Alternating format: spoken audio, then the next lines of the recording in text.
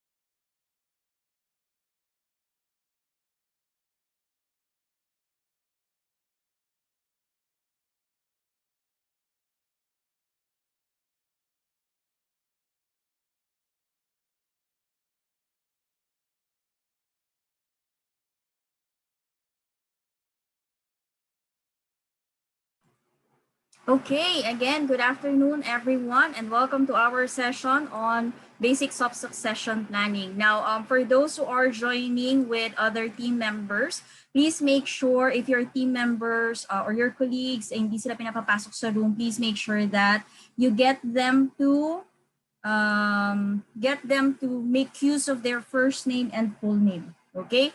Otherwise, we would not be able to let them in. So please make sure that they use their full name. Otherwise, we won't be able to let them in. Okay, so we currently have a few people in our waiting room that are using nicknames right now or just first name or company name. Please advise them, if they are your colleagues, advise them to use their first name and full name as it appears on the registration form. Okay, otherwise we won't be able to let them in. Okay, so ayun. So meron pa akong mga nakikita na iba pa. Ayan. Again, please just let them know that they need to make use of their full name, first name and last name. Okay. Now, if this is your first time joining a webinar from UpRush, let me just walk you through a few things before we start with our session proper. Okay. So if you're joining us from a laptop, please make sure that you have a stable internet connection and that. Okay, let me just. Do something about this. Okay, please make sure that you have a stable internet connection. If you do get disconnected at any point during the webinar, simply log back in. This meeting is being recorded and you would be getting a copy of the slides and the recording, so you don't have to worry about missing any of the discussions that we're going to have today. Okay.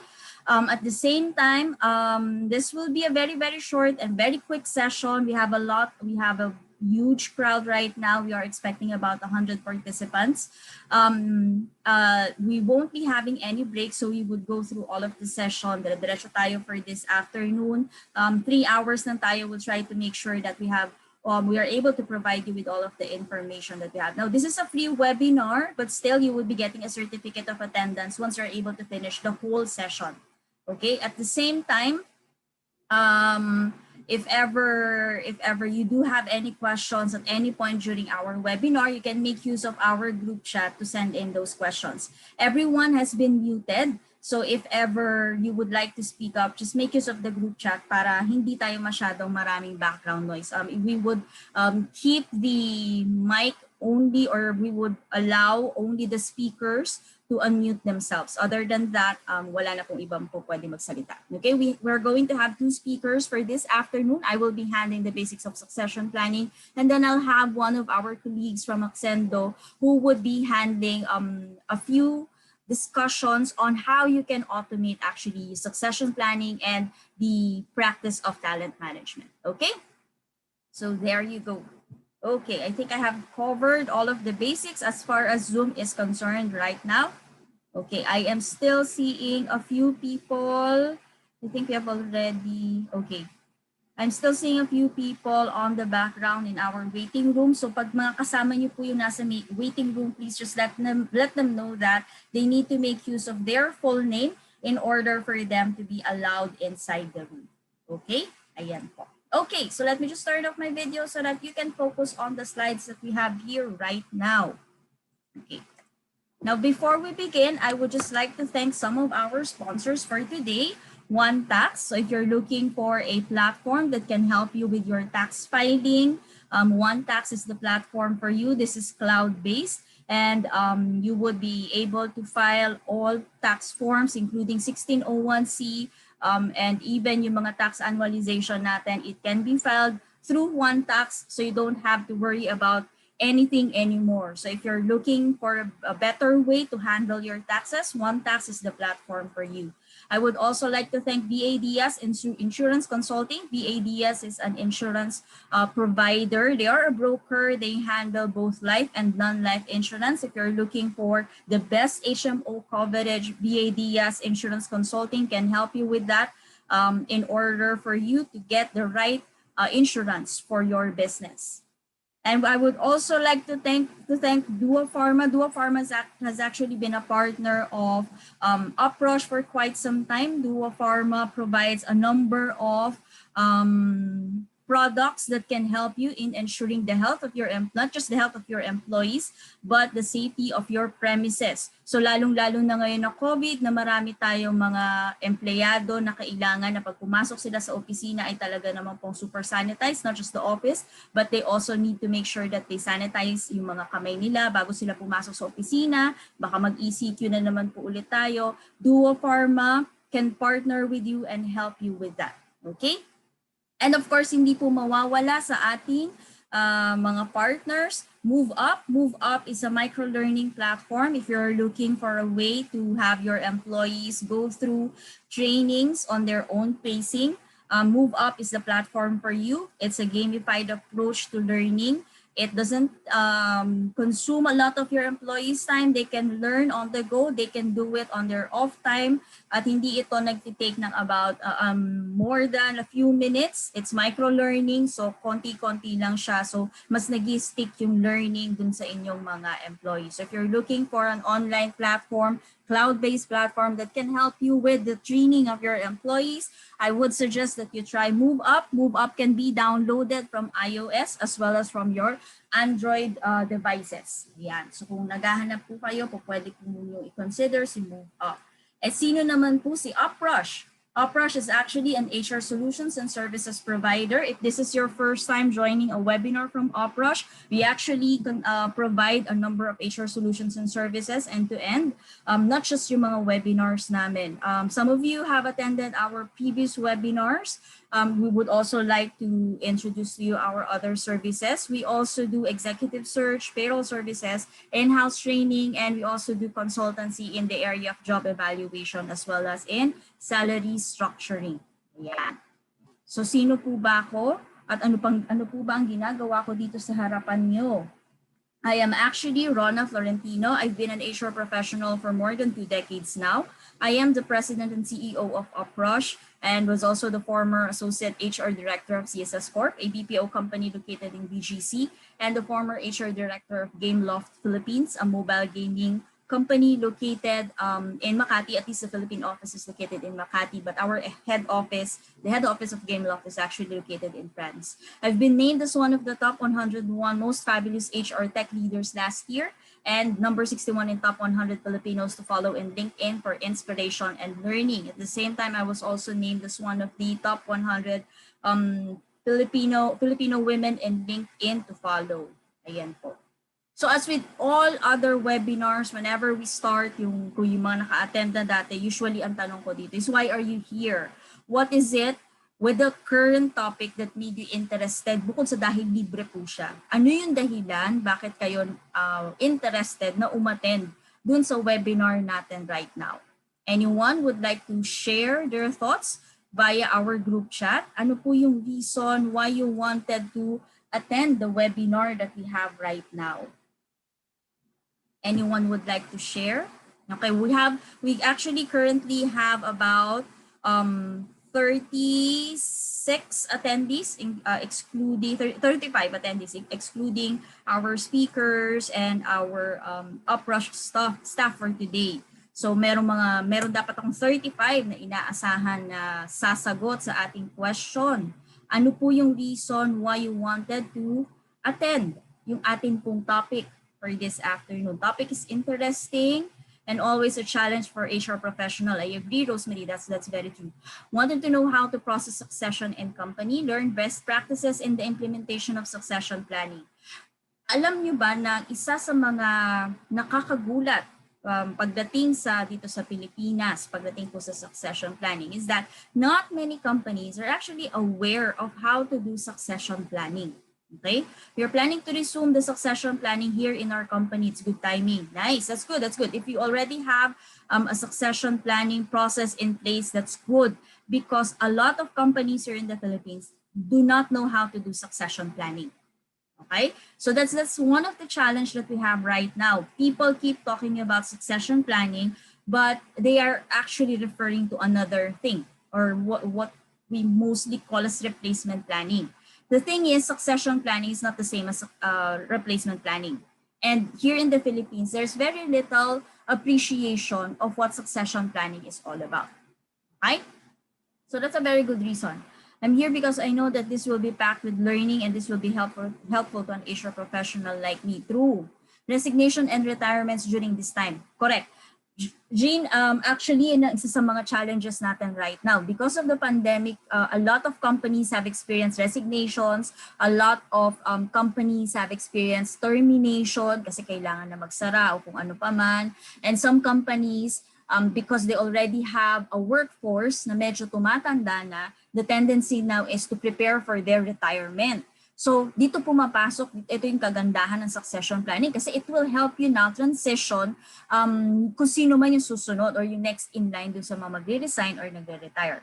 Need to set up our company succession planning since there are people who are nearing retirement. Okay, true. Yan, tama po yan. Yan po yung ating mga usual na rason naman po talaga kung bakit tayo nagkakaroon ng succession planning. But ang question po natin right now is, ano nga ba talaga ang succession planning? Okay? Succession planning is actually different from replacement planning. Okay? Oftentimes, people think that succession planning is all about making sure somebody takes over the position, which is not always true. Okay? Succession planning is different from replacement planning. When someone leaves a position and you find a replacement for that person, that's replacement planning. It happens as soon as a position gets vacated. Succession planning happens way before you actually have a need for someone to replace an empty position. Okay? So ano ba pinagkaiba ni replacement planning at ni succession planning? Si replacement planning fills an immediate need. May umalis, kailangan palitan. May nag-retire, kailangan palitan. May na-terminate, kailangan palitan. May nag-resign, kailangan palitan. So yun yung pinakauna. Okay? Replacement hiring is typically done when there is an immediate need. So para hindi ma-disrupt yung operations, kailangan mapalitan natin agad tong position na ito. Okay? Malapit na mag-retire yung ibang may hawak ng special position. True. Yan. Mga key positions, di ba? Bawal kasi yung mawala. So si replacement planning, wala siyang pakialam kung ito ay key position, kung ito ay rank and file, kung ano pa man. Basta may nawala, papalitan. That's replacement planning. Okay? Sometimes, the replacement is someone who is from the inside. So yung kanyang subordinate, dahil may bakante, ipopromote. Okay? Because there is a need that we need now to promote the person, the subordinate. Okay? Or because there is an empty position, we now need to get someone, okay, si Pedro, mukhang okay naman siya naman talaga yung next in line, na bakante kasi yung managerial position, assistant manager siya, so kailangan niya ngayon i-fill yung position. Okay? Unfortunately, with replacement planning, very little focus is being done or is being given to how prepared the person is. Prepared ba siya? May skills ba siya? Alam ba niya yung gagawin niya? Walang ganong consideration when it comes to replacement planning, which now results to a longer learning curve because most likely there will not be any transition between the incumbent and the replacement. Okay, think of it this way. Let's say you have a CFO. Unfortunately, si CFO namatay. Dahil walang succession planning in place, ang gagawin lang is replacement planning. At dahil replacement planning lang ang gagawin, kung sino man yung, let's say, finance manager or kung sino man yung susunod na pinakamataas na position, siya ngayon yung ilalagay doon sa position without considering if ito bang taong ito ay kaya ba niya yung position na yun or hindi. Kung meron ba siyang skills for that position or hindi. Kung meron ba siyang enough experience for that position or wala. Okay? So yun si replacement planning. Ay, clear po ba tayo so far? Okay pa po ba tayo? Gets pa po ba? Guys, okay po. Ang tahimik ng ating mga katauhan. Ay, huwag po mahiya. Kung kayo po ay mahiyain, lagay lang po yan doon sa ating group chat. Kung mahiyain po, para hindi kayo ma-shy sa inyong mga gustong sabihin. Okay? Ayan. Ayan. So yes, okay pa naman daw. Okay. So yun po yung isa sa mga difference nung ating succession planning at nung ating replacement planning. Okay? Now, ano pa ba bukod doon? Ano pa ba ang pinagkaiba nilang dalawa? Magkaiba din sila when it comes to integration. Okay? Anong ibig natin sabihin? Sabi ko kanina, si replacement planning, ang ginagawa niya pag may nawala, papalitan lang. Ganun lang siya kadali. Okay? Kasi pagdating sa integration with replacement planning focuses on the now. Okay? Because it is reactive in nature, ang kanyang aim is to get that position filled up as soon as possible. It doesn't matter if the person is prepared or not, the position has to be filled up, otherwise we'll have a lot of problems. Yun lang si replacement planning. With succession planning kasi, it's different. With succession planning, it's not just about getting the position filled up fast, okay? Key positions filled up fast. It's also all about making sure that yung pool of talent is there long term, and at the same time, there is an integration of the policies that will sustain the succession planning system. Sa replacement planning, wala siyang separate na policy. It's all about your recruitment process. Si succession planning, it's not just about the recruitment process, but also about the knowledge transfer, determining who is the right person for the position, ensuring that the identified person has the right skills, will be given the right training in order for that person, when the time comes, for that person to take on the position. Okay, so mas mahaba si succession planning. Mas long-term siya. Mas iniisip niya kung ano ba yung effective long-term instead of just short-term na at any point in time ay pwede rin mawala kagad. Okay? Now, ano pa ba yung pinagkaiba nila? Aside from that, there is also a difference when it comes to the decision making. With replacement planning, the aim is to maintain status quo. Kaya nga minamadali yan. Kaya kailangan ma-fill up kagad yung position. Kasi ang aim nito is maintain kung ano man yung day-to-day operations. Walang masyadong downtime. Okay? Kahit pa sabihin natin, at this point you might be thinking, ang hirap pala pag replacement planning lang. Pangit pala yung replacement planning. Not necessarily. Okay? Even if companies do not have succession plans in place, HR would already have a person in mind who might be considered for a position. Gut feel. Okay, yung mga gut feel natin or based dun sa kung ano man yung results ng kanilang performance appraisal, there is already a person in our mind or in the minds of the CEO, the CFO, na po pwedeng mag-take over dun sa position. Kaya lang, okay, this is a decision made by default. It's not something that has gone through careful planning and thoughtful decision making. Ito lang yung kumbaga backup natin. In case na may mangyari, ito backup natin para wala tayong downtime. Ang problema nito, okay, wala ngayon proseso, walang systematic process on choosing the right and the most qualified person for the open position. Okay? With succession planning kasi, ang pagdedetermine niya is not just based on who is the next in line, but also who is the most qualified, who has the less need for addressing yung mga competency gaps, sino yung may pinakamalaking competency, pinakamalapit na competencies, gaano katindi yung time na i-spend natin to close the gap, so that at some point, that person may be able to replace whoever is the incumbent in a key position. Okay? At the same time, meron din silang difference in outcome. Si replacement planning, the tendency is it may be limiting for current employees. Kasi usually, pag replacement planning, ang pwede lang pumalit is kung sino yung second in command or kung sino yung pinakamatagal na o kung sino yung pinakamalapit. Okay? Yun si replacement planning. Tulad nga sabi ko kanina, it doesn't matter kung ano yung skills mo, basta may open na position at ikaw yung napipisel for that position, ikaw ang papalit. Walang thorough understanding of what is needed by the organization. Okay?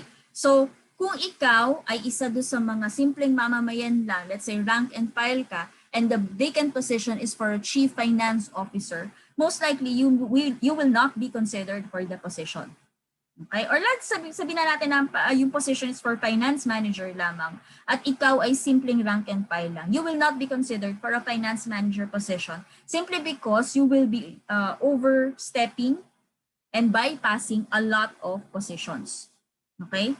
So ikaw, even though you might have the skills and even though you might have the competencies, there is a less chance of you being considered for the position. With succession planning, hindi siya ganun. Ang aim kasi ng succession planning is to look at expanding the skills. Okay? Wala siyang pakialam kung magkakaroon may opening ba o ano pa man. Ang first aim niya is to expand the skills of current valued employees, yung mga talents nyo. Kaya nga ang succession planning is part of talent management. Kasi in order for succession planning to be successful, it has to be able to identify who are the talents, and it has to carefully manage all of those talents. Okay? So si succession planning, para magawa niya yun, ang gagawin niya is to look at sino ba yung talents natin and how do we expand the current skill sets of these talents so that at any point in time, if any of the key positions are left vacant, somebody from this talent pool can be tapped to take over that position. Okay? So dahil long-term siya, the company now doesn't have any problem, may mag-retire, may mag-resign, may ma-terminate doon sa mga key positions. Hindi niya magiging problema yun kasi while these people are still in that position, the company is already developing people who may take over that position. You might think na, bakit naman gano'n? Parang ang sama naman noon na inaantay lang pala kami makaalis. Not necessarily. Kasi succession planning can also be used pag, for example, wala naman kayo nagre-retire, wala kayo nagre-resign, wala naman kayong umaalis, but you have a very good system that allows for promotion. So yung key positions ngayon, nababakante sila kasi napopromote kung sino man yung may hawak. Pag na-promote yung mga yon, succession planning allows you to see, okay, kung nabakante to, sino na ngayon ang susunod, sino na yung pwedeng mag-take over with zero downtime. Okay, yun ang ginagawa ng succession planning. Tuloy-tuloy yung growth ng lahat ng mga employees simply because once they have been identified as a talent, nagkakaroon na ngayon ng expansion of the skills that they have. Okay? So far, so good? Gets po ba so far? Okay pa ba tayo? Okay. Yung pong mga na-late ng dating, kung kayo po ay na-late ng dating, please make sure that again, you make use of your full name. Huwag niyo pong papalitan yung user ID niyo kasi baka matanggal po kayo. Okay? Baka matanggal po kayo ng team members namin, maalis po kayo sa room. Okay? Clear po ba? Yeah. I hope clear naman po at buhay pa po. Okay, now, tandaan po natin ha, tayo po ay may tatlong oras lang po dito. Usually, yung mga naka-attend dati nung paid version ng succession planning, actually isang buong araw ito. So mabilisan po tayo ngayon. Kung ito ang basics ng succession planning, saan ba nanggaling yung konsepto ng succession planning? Actually, yung konsepto ng succession planning was introduced by the French pioneer of management history, Henry Fayol. Okay, I hope hindi ko na ma-murder yung pangalan niya, siya yan. Ano ang sinabi niya? Ang sabi niya, the right person with the right skills is placed in the right job at the right time. Okay? Yun actually yung reason kung bakit nagkakaroon ng succession planning. Think of it pag nasa recruitment kayo. Okay? Kasi pag sa recruitment, di ba, the right person for the right position.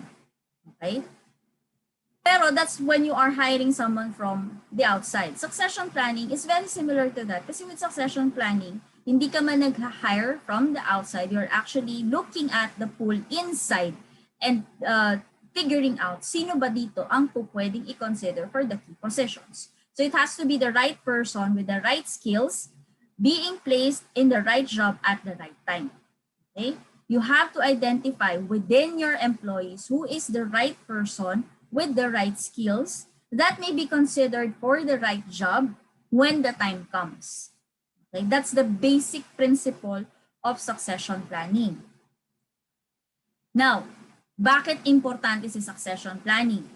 Okay, na-mention na natin to kanina, may nag-retire, may nag-resign, etc. etc. Hindi lang doon, pag kunwari may na-promote. Okay?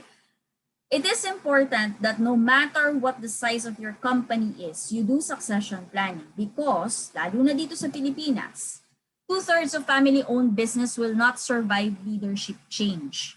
Very, very few companies here in the Philippines are able to survive leadership change simply because usually kung sino yung papalit has a different view in mind dun sa kung sino yung umalis. Okay? Let's say you have a company that's family owned. I'm not sure. I think ang Surge, kung naalala nyo si Surge, yung tsokolate, I think it's a family owned company. But dahil namatay yung original na may-ari, pumalit yung anak na iba yung vision, you would see na si Surge ngayon ay wala na. Okay, so kung kayo ay hindi nyo kilala si Surge, hindi po kayo mga 80s kid, malamang hindi nyo po kilala si Surge. Yung mga 80s kid po dito, kilala nyo yan si Surge. Si Surge, ikaw pa rin. So mapapansin nyo, wala nang Surge sa market right now. Okay? Hindi ko sure if existing pa yung company. They have planned a comeback for quite some time, pero hanggang hindi pa rin sila nakakabalik. Anong nangyari sa kanila? Simply because yung umalis ay hindi same nung vision nung pumalit. Is that a good thing? Is that a bad thing? It's neither. Okay? Nasa kung paano kasi yun kini-carry out. Anong role ni succession planning doon? Had the original owners, okay, ensured that whoever will replace them shares the same idea, values, vision for the company, then most likely the company would have succeeded until now. Look at how the Gokong Ways, okay, have carried out their business. True, they have different lines of business, but if you would notice, lahat ito, you could trace it back to their father, pinakaunang Gokong Way na nagtayo ng business dito sa Pilipinas, at makikita mo na lahat ng mga businesses na tinayo nila ay offshoot lang nung kung ano ba yung original vision.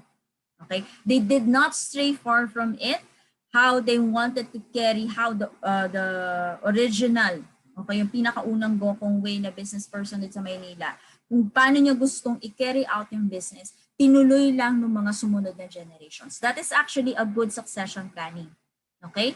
Bago pa siya nawala, bago pa siya namatay, yung mga next in line ay na-train na sila. And you would hear stories of Gokong Ways, generations of Gokong Ways, working in their own business, starting from the rank and file, being developed into managers, so that by when the time comes, when they need to replace kung sino man yung mga currently in the leadership positions, when they need to replace those people, they would be able to replace them smoothly, seamlessly, and without any change in the vision and the direction. Okay? Kasi right from the start, na-carry out na kung ano ba yung magiging succession plan. Paano natin i-develop itong mga taong to so that they get to be or they get to take on the leadership positions. Okay? Yun nga lang, syempre yung mga ganong kapag family-owned kasi, ang nauunang natitrain is kung sino man yung mga kamag-anak nila. Okay? But ideally, everyone within the organization should be trained so that, or there should be a good knowledge transfer, there should be a good identification of the competencies and the competency gaps so that when the time comes, they would be able to take on the position seamlessly. Okay, so that's one of the things that, one of the reasons why you would need to have succession planning in place. Because if you are a family-owned business and hindi ka nakakapag-train or hindi nagkakaroon ng proper knowledge transfer, hindi nagkakaroon ng proper identification of who should take over which part of the business, pag wala noon at ikaw ay family-owned business, most likely the business will fail within a short span of time. Okay? Ayan. I agree. I was once with Robinson's Group before, RLC. Diba? So yan, yun yung makikita nyo. Kung mapapansin nyo yung Gokong Way, diba? Yung the Gokong Way family, talagang ano sila, nakafocus sila. Some of the family members, they had offshoots. We had, I think it was I think Cebu Pacific is also owned by the Gokong Ways. Pero mapapansin nyo na offshoots na lang ito. But yung original line of business, hindi pa rin nila binibitawan. Okay? At same pa din yung kanilang vision sa kung paano nila gagawin yung business nila. Hindi nagbago, Robinsons. Okay? Nag-improve siya over time because of the demands of the market. Pero yung sabihin mo na bigla na lang silang mag-iiba ng direksyon or patayin na natin ito, wala. Same pa din. At kung paano siya pinapatakbo noon, ganun pa din siya pinapatakbo ngayon. Okay? Nagbabago lang yung itsura ng mga mall nila, lumalaki, gumaganda, but aside from that, walang masyadong difference. Okay? Bakit nyo pa kailangan ng succession planning? Boomers are starting to reach retirement age. Gen Xers are starting to reach retirement age. Some of your early boomers may have already retired. Some of your Gen Xers will most likely be retiring within the next few years. Years pa naman po, bakit kailangan na ng succession planning?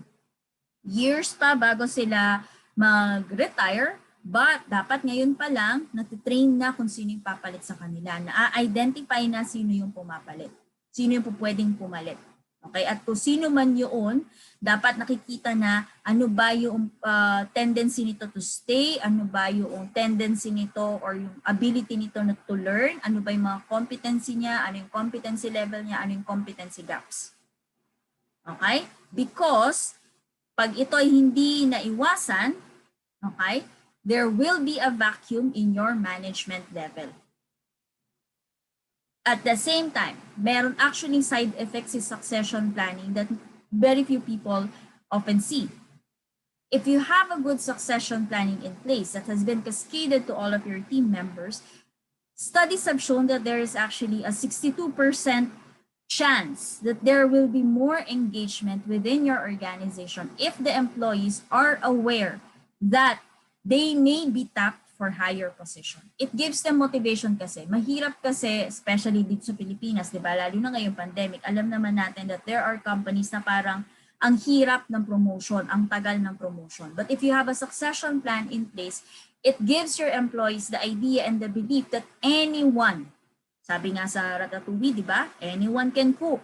In succession planning, anyone may be considered. But we have to check ano ba yung iyong competency level, ano ba ang iyong competency gaps, paano natin i-address ito, ano yung pwede natin gawin so that at some point in time, you may also be considered as one of the employees who may take over a key position.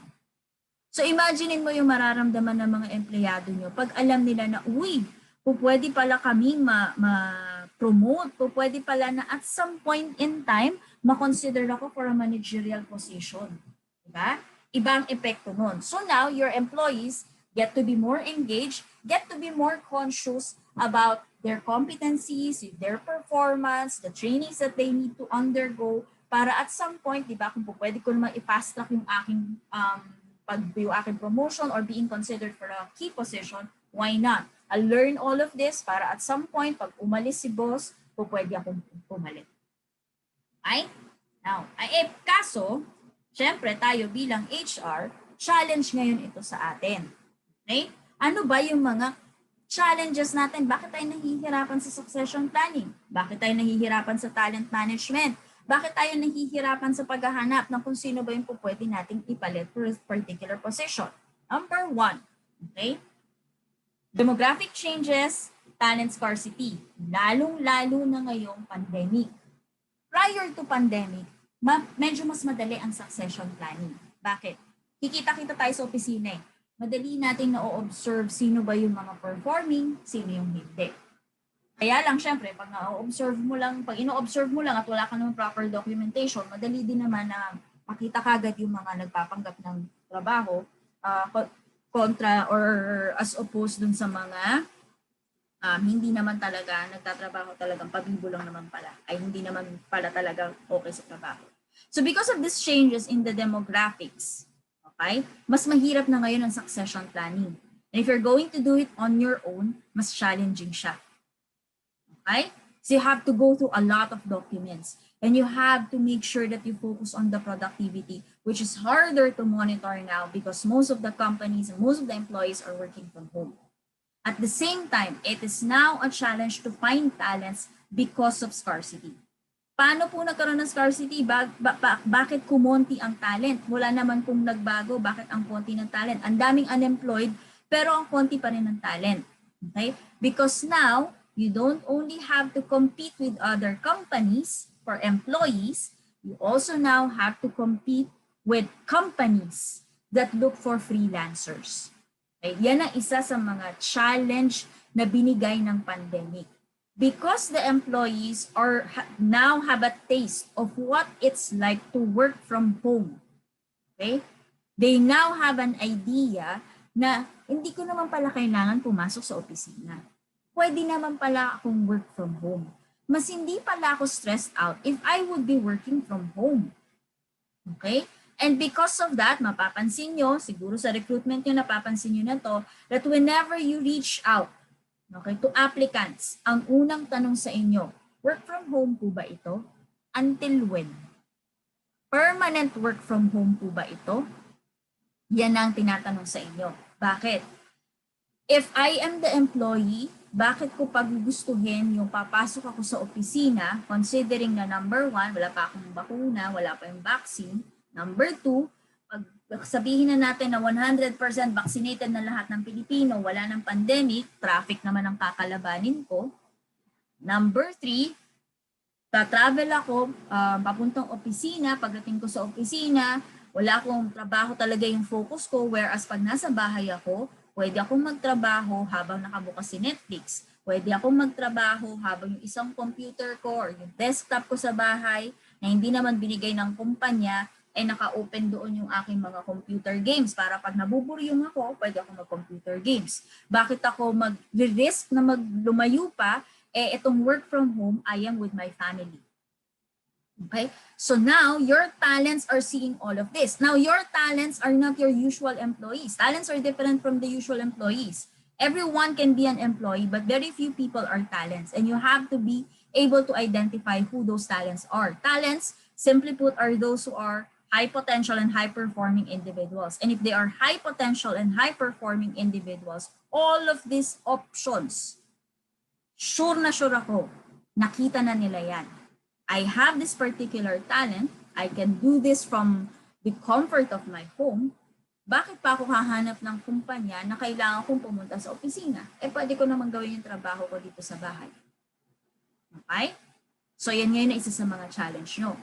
So how do you now make sure that you're able to manage their performance, look at their performance, look at their training, look at their competencies while they are working from home? Okay? Which now means that if you are going to do talent management, hindi na po pwede yung mano-mano. Okay? Hindi na po pwede yung Excel file lang tayo. It is also now harder to identify skills gap and training needs. This was already a problem prior to pandemic. It became even more of a problem during the pandemic. Okay? Prior to pandemic, most likely, yung iba sa inyo, yung inyong performance appraisal ay isang performance appraisal para sa lahat ng rank and file, isang performance appraisal para sa lahat ng supervisors at isang performance appraisal para sa lahat ng managers. Isang form lang. Same set of factors na tinitignan, pero isang form lang lahat. Most likely, yun yung practice nyo. Why? Kasi ito yung naging practice na ng mga companies dito sa Pilipinas for a long, long time. Okay? Recently lang na yung mga companies are changing how they do their performance appraisal and looking into the uniqueness of the position rather than having generic factors na ginagamit for the appraisal. A few years back, I still have clients na regardless kung ano yung position mo. Okay, kasama dyan yung attendance, quality of work, quantity of work, teamwork. Yan yung mga usual na factors na tinitignan. Pero with the change in how business is being done, with the change in how with the change in the complexity of the roles that we have, hindi na po pwede yun. Hindi na tayo po pwede na one performance appraisal to rule them all. Hindi na po yun po pwede. We have to make sure that we take into consideration the uniqueness of the position, the competencies of the incumbent, and the levels where they should be at. At the same time, nagiging challenge din siya even before kasi ang tingin natin palagi sa performance appraisal is more of just monitoring lang ng performance ng employee. True, it monitors the performance of employee. But at the same time, kaya nyo ginagawa ang performance appraisal is as part of talent management, it actually allows you to identify ano ba yung mga trainings na kailangan niya. Ano ba yung mga gaps sa competencies niya na kailangan i-address. Napaka-konti, and with all the clients that we've had, napaka-konti ng mga clients namin na yun yung line of thinking. Ang line of thinking lang palagi ng iba is, kailangan natin yung performance appraisal para kung iti-terminate natin siya, may basis tayo. Hindi ganun yun.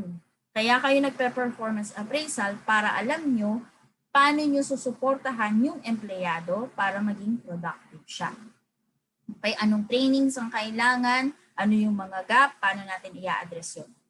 Ibig po bang sabihin nun, hindi na kami dapat nagte-terminate? Not necessarily. If someone is really not doing their job well, if the behavior is really not acceptable, you terminate the person. Pero, bago pa kayo makarating doon, dapat na-check nyo na din yung iba pang mga possible na reason kung bakit hindi siya productive. At the same time, kung hindi siya productive at marami kayong mga na-hire at during probi at terminate nyo na kasi hindi pala sila qualified for the position, aba, you might need to check your recruitment process. Okay? Challenge din sa atin sa HR right now is how do we retain institutional knowledge considering short stints. Okay? Dati, with boomers, with most Gen Xers, hindi problema ang stint. Okay? Bakit? Dahil iba ang culture, iba ang panahon pa ng mga boomers and early Gen Xers, the tendency is for them to stay with the company for a long time. Patagalan yan. Kasi noon, pag umaalis ka kagad, yung naka 2 years ka pa lang, short stint na yan. Pinakamatagal dapat 5 years. Yan, yung mga paniniwala noon. Dapat tumatagal ka. Pero ngayon, hindi na ganun. Okay? Kahit pa sabihin natin na, ay, ano kasi, ang mga millennials ay mabilis mabore. True, mabilis silang mabore. But, okay, given the needs ng mga empleyado, given the changes in market conditions, given the pandemic, okay, hindi na natin pwede sabihin na, ay, job hopper, ayokong i-hire yan. Ay, short stint, ayokong i-hire yan. Hindi na tayo pwedeng ganun. We have to accept the fact that it is now normal. It's common to find people na ang pinakamatagal nilang stint ay 2 years. Okay? Ang dami ng mga companies, ang daming changes sa technology. It's very hard to find people who actually stay. You will still find people who actually stay. Pero mas marami yung talagang 2 years, 1 year, 2 years, tapos aalis na. Okay? Some people think that it's a bad thing. It's not actually. It's not a bad thing. When you find applicants na nag-job hop, 1 year, 2 years, lumipat na agad. It's not a bad thing. It actually allows them to have a better appreciation of what the different industries offer. Kasi pag matagal kasi isang industry ka lang, isang company ka lang, yun lang yung alam mo. Okay? Nagiging challenge lang siya kasi ngayon, yung knowledge transfer nagiging problema. Okay? So if you don't have a succession planning in place, yung knowledge transfer ang unang-una magsasuffer. Umalis yung incumbent ng isang key position, pero dahil sa yung pinag-transferan niya ay umalis na din, patay na ngayon. Okay? Kaya nga, hindi maganda ang replacement planning. Kasi sa replacement planning, ang tinitignan lang niya is one person na po pwedeng i-replace kung sino yung aalis. E paano kung sabay silang umalis? Si succession planning, ang tinitignan niya, group of people who may be, okay, whose knowledge may be expanded so that at some point in time, if ever a position gets vacant, pwedeng itap kahit sino doon. Okay? Imagine mo na sa replacement planning, meron kang 10 empleyado plus isang manager. Umalis si manager, So, bago pa siya umalis, nasabihan na niya si employee A, o pag umalis ako, ikaw ang pumalit sa akin. E nung umalis si manager, sumabay si employee A. Dahil si employee A lang ang sinabihan niya, the rest, wala silang kaalam-alam sa ano ba ang ginagawa ng manager or kung paano ba, ano ba yung trabaho ng manager. So, ang tendency ngayon ni company, dahil sa walang ibang na-train kung hindi kay employee A na sumama kay manager, kailangan ngayon nilang mag-hire ng tagalabas na mas magastos. That's replacement planning. Now, think of succession planning naman. You have manager A, you have manager, and you have employees A to Z. Okay, you have 26 employees within the company. So si manager, na palapit na siya sa kanyang retirement, sabi niya, HR, palapit na kasi ako sa retirement. So sino ba yung papalit sa akin? So si HR, dahil meron siyang 26 employees na 10 years ago pa niya dinidevelop, binibigyan niya ng skills, tinitignan niya yung monitor niya yung performance, competencies, competency levels, ano ba yung mga gaps, para at some point pwede sila consider. Nung sinabi ngayon ni manager na, uy, magre-retire na ako, sino po pwedeng pumalit? Sabi ni HR, okay, manager, pag nag-retire ka, ito yung mga taong pwedeng pumalit sa'yo. Si employee A, 76% match. Ito kasi yung mga competencies niya. Ito yung mga gaps niya. Ito yung pwede nating gawin para ma-address yung gaps niya so that in X months, pwede na siyang pumalit. Ito si employee B, ito ang kanyang profile, 80% match. Ito ang kanyang competency levels. Ito yung mga gaps. Ito ang pwede nating gawin para in X months, pwede na siyang pumalit sa'yo. Ito si employee C. So lahat ngayon yun, from A to Z, ay meron silang percentage ng kung gaano ba sila ka-match dun sa requirements ng position ni manager. At bawat isa ay alam na ni HR kung ito ang competencies niya at ito yung level na kailangan, ito ngayon ang training na kailangan kong ipa-undergo sila para at by X number of months, pwede na sila i-consider for the position. Mas madali na ngayon ang determination ng, okay, pag nabakante, sino po pwedeng pumalit. So kahit na, sabihin natin si employee A, sumama kay manager, meron ka pang B to Z na po pwede mo i-consider for the position. Ganun ang ginagawa ni succession planning. What is then the guarantee that the selected employee stays also? None. Okay, none. Honestly, there is no guarantee that an employee will also stay kasi it will all depend on the relationship between the manager and the employee, as well as the culture of the organization, the compensation and benefits being offered by the current organization, the compensation and benefits being offered by another organization or kung saan manlilipat yung manager. So walang guarantee. Nothing is guaranteed as far as pag-stay ng employee is concerned.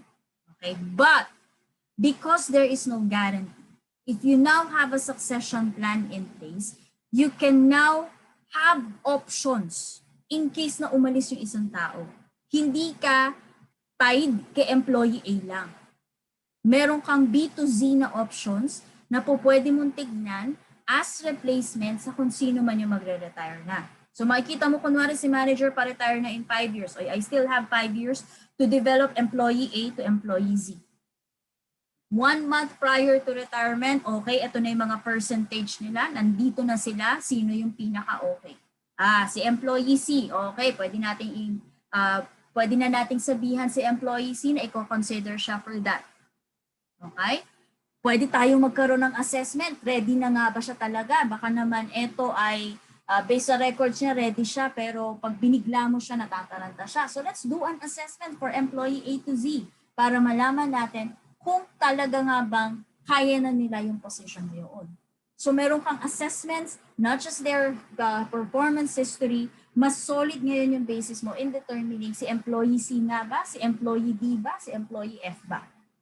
Okay, I hope that answers your question. That is why some companies prefer to outsource some services. True. Okay? Pero tandaan natin na mahal din mo ang pag-outsource. Ayan. Ngayon, ang byword na natin ngayon kasi sa business is outsourcing. You just keep a lean a very lean group of people within your organization. Anything else that doesn't have to do with the direct line of or the direct line of business, outsource na natin yan. That's how things are happening right now. At yun ang nagiging path ng karamihan ng mga companies, lalo na ngayong pandemic.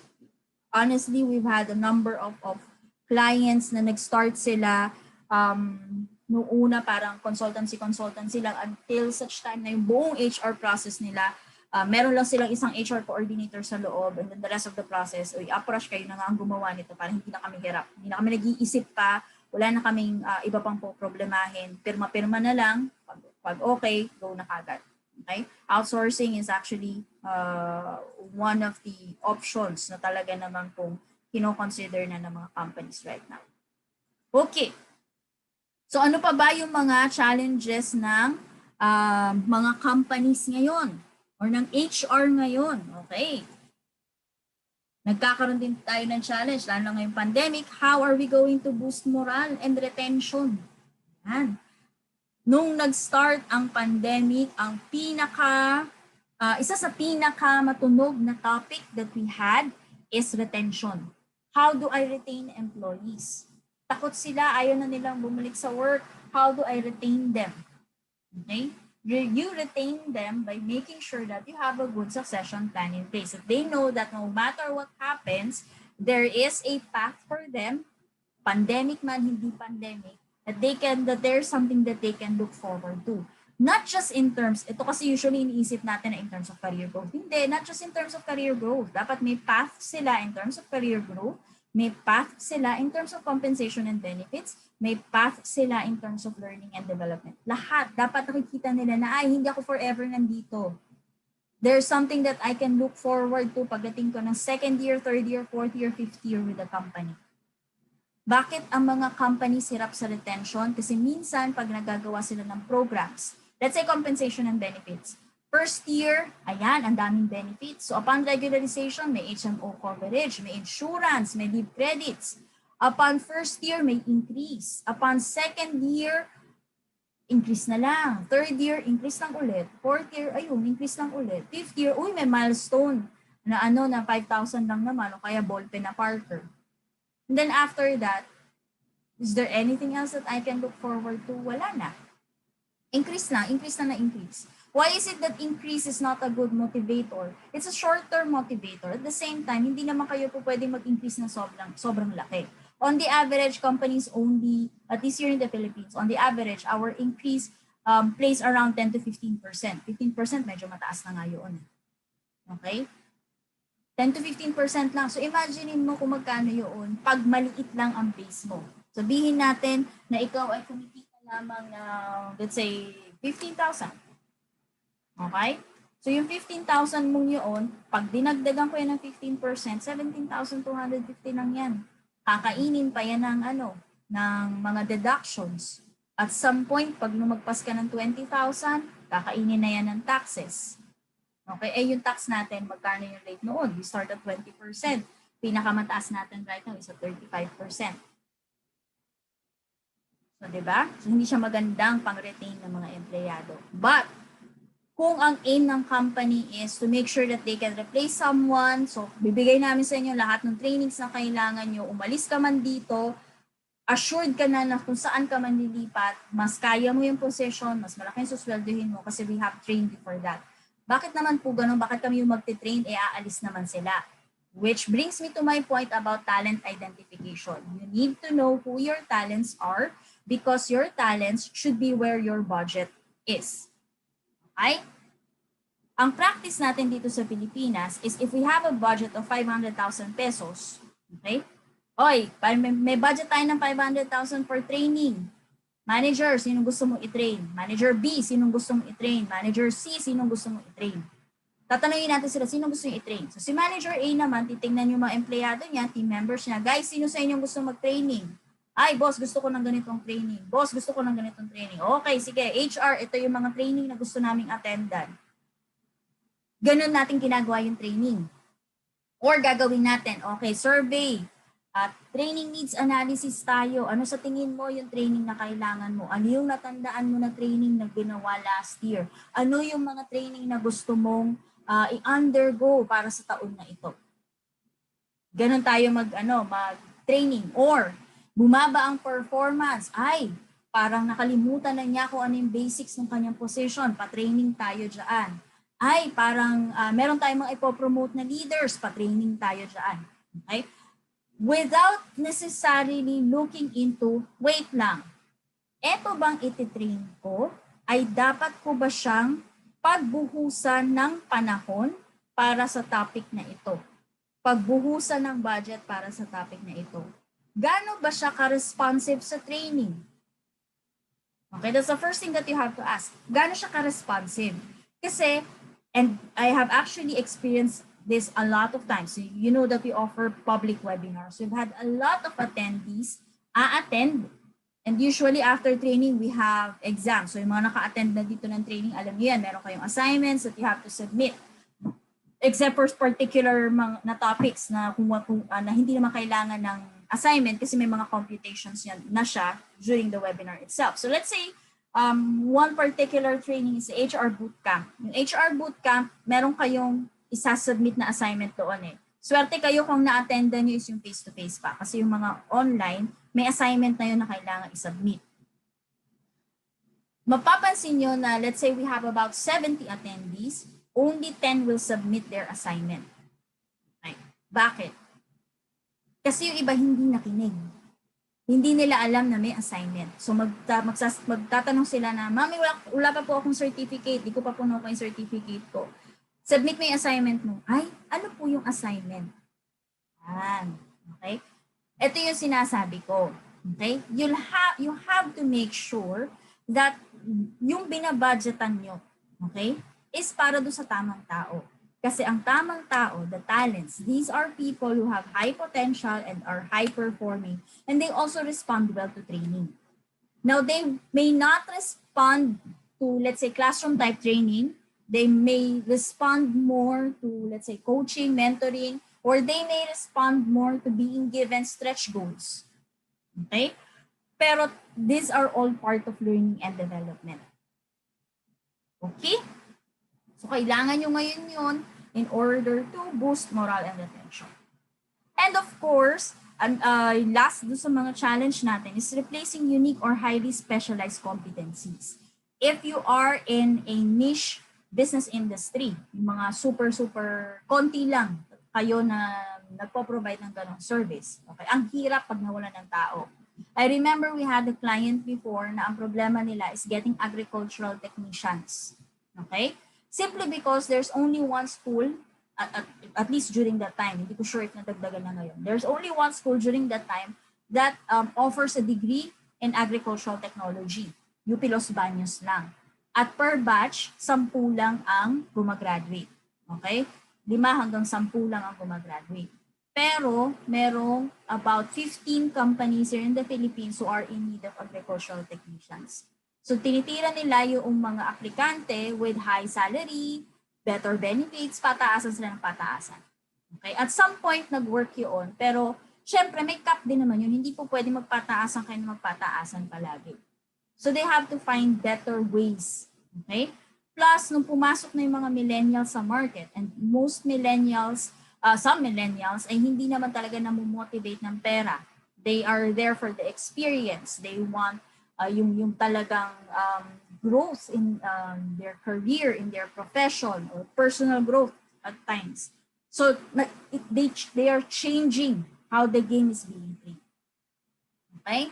So si succession planning ngayon, as part of talent management, will help you in replacing unique or highly specialized competencies. Hindi mo na ngayon problema kung ilan bang gumraduate ng agricultural technology, simply because you can actually start within your internal talent pool, okay, and tap them, develop them so that whatever is needed by your key position, okay, the skills needed by your key position, ay nagkaroon na ng knowledge transfer from whoever is the incumbent. Okay? Now, ano ang kailangan yung tanggalin if ever you want to do a successful succession planning as part of your talent management? Number one, subjectivity in decision making. Ang unang-unang kalaban ng succession planning and the reason why most succession plannings ay nagiging replacement planning lang is because there is subjectivity in decision making. Hindi po pwede na yung inyong succession planning ay nakabase sa gut feel. This has to be based on logic, based on data that you have, based on documentations that you have. You have to look at your performance appraisals, you have to look at competency levels, dapat meron kayong inventory skills, at dapat aware din kayo na ano ba yung skills na kailangan ng position na kino-consider nyo as a key position. At the same time, we also need to do away with the idea that promotion should be based solely on performance. Bakit po? Akala ko ba kailangan natin objective? True. But performance can fluctuate.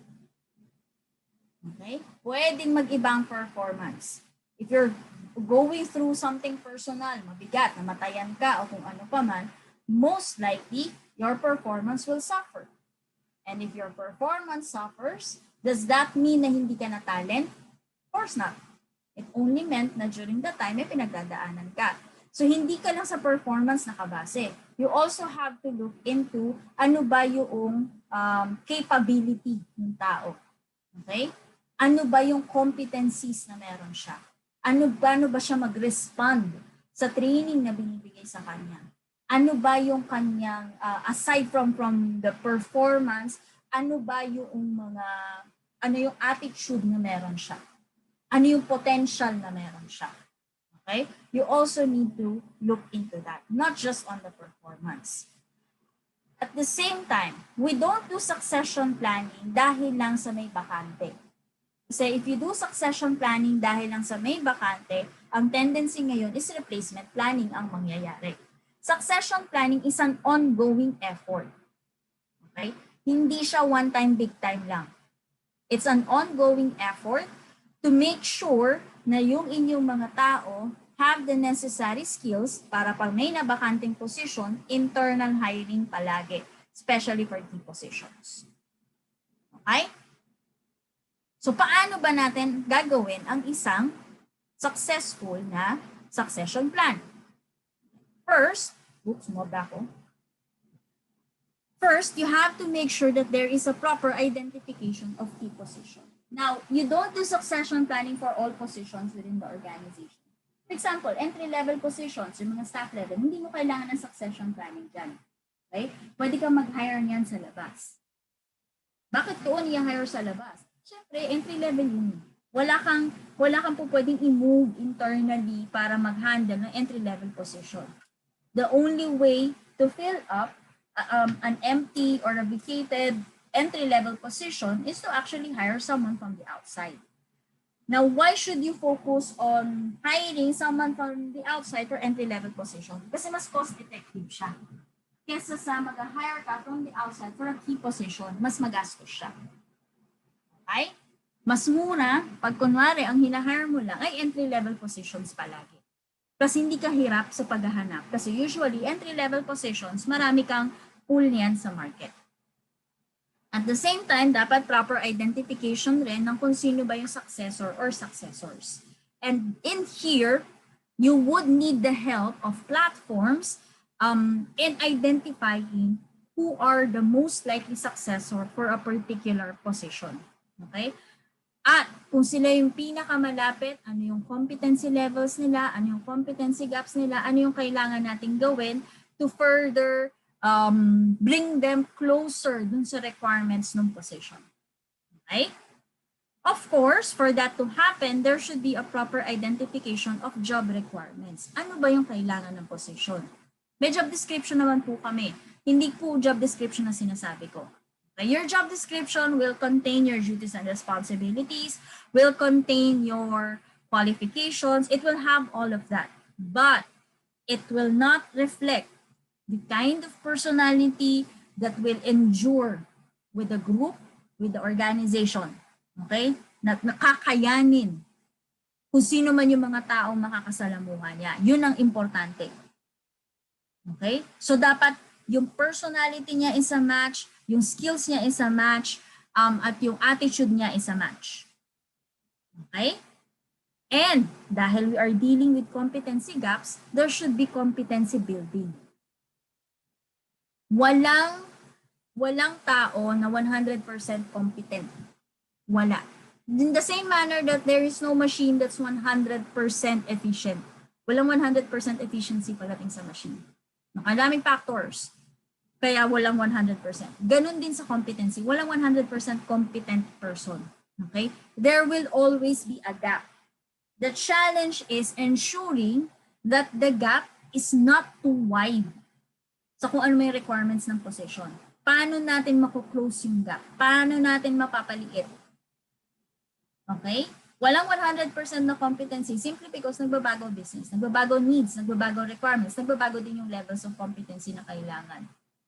10 years ago, pag ikaw ay receptionist, kailangan ang magaling ka lang sa maganda ka at magaling ka lang sumagot ng telepono. Okay? Pero if you would look at receptionists now, hindi lang basta pagsagot ng telepono kailangan ng skill na meron ka. Kailangan, para ka na rin executive assistant kasi minsan sa'yo din dine-delegate o nire-relegate yung role ng pag-monitor na kung sino gumagamit ng conference room, meeting room, etc. Ikaw din ang kailangan mag-monitor ng foot traffic. Ikaw din minsan ang nag-assist sa mga walk-ins at yung kanilang mga questions. So dumadami yung competencies. Kaya dapat, part ng succession plan is to have a competency building exercise, competency building monitoring, and ano ba yung mga kailangan yung in place para ma-build yung competencies ng bawat isa within the organization. And at the same time, of course, there should be progress assessment. Anong ginagawa sa progress assessment? Dapat na-monitor nyo yan. Hindi dahil sa na-determine nyo na itong taong to ay okay na siya, iaano na siya. Siya na yung po pwede for replacement. Okay, hindi po pwedeng ganun. Okay?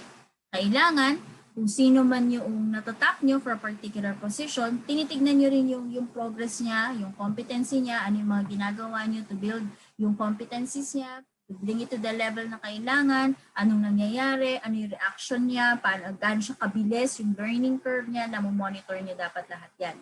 Ilang percentage ang fitness niya for a particular key position. Okay?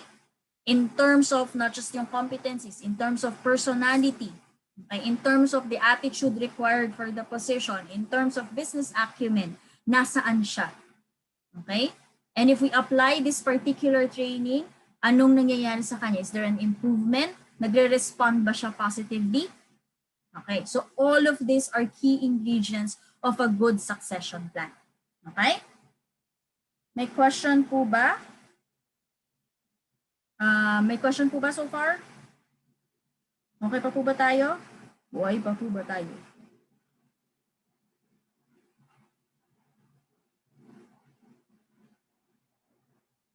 Ay, buhay pa naman. Okay. Or ano na po ba? Overwhelmed na. Okay, mag-alala. Mamaya ay meron tayong buhay pa po. Jeddah, kaya pa ba? Ayan. Okay, mag-alala, mamaya may i-introduce kami sa inyo on how, nakakasabay pa naman, thanks Nubi, on how you can actually do all of this without having to break a sweat. Okay, kasi sanay tayo sa kaya natin to, aja. Yes, kaya natin to. Okay pa, Ms. Rona, good. Oo, kailangan natin kayanin ito kasi I don't think na si pandemic ay mawawala kagad. And I do think na once natapos na to si pandemic, everything that we have learned as HR professionals a few years back, we have to unlearn them and relearn new things. Okay?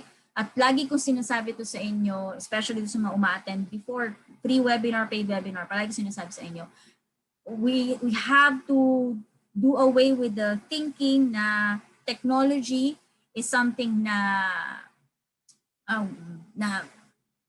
aagaw sa trabaho natin. Hindi. Technology is our partner. If we want to keep our sanity para hindi tayo pagod din as HR professionals, we have to embrace technology para hindi tayo hirap. So all of these 5 things that I have mentioned, there are actually existing platforms that can help you with this. Okay? But first things first, okay? Ang ating aim is person to job fit, hindi po person to person comparison.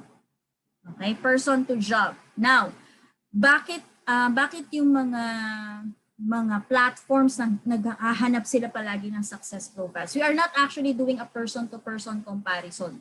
Okay? What we are doing is comparing the person to what we consider as success profiles. Ano yung success profiles? These are the ideal profiles for a particular position. The only time that we do a person-to-person comparison is when determining who is the most ready out of the 10 people being considered for the position. Sino ba yung pinaka-ready sa kanila? Okay? But each person is compared against a success profile. Ano ang success profile? Si success profile determines what is the ideal profile for someone who would take over a position, a key position, and be successful in it. Kaya nga success profile eh.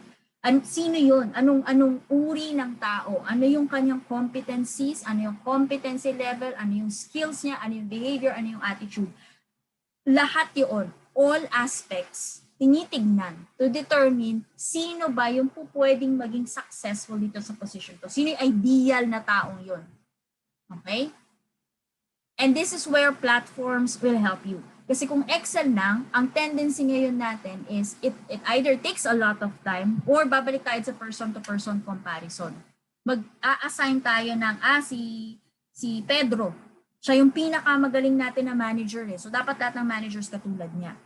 Kaso hindi naman natin alam kung ano yung definition natin ng katulad niya. Anong meron sa kanya?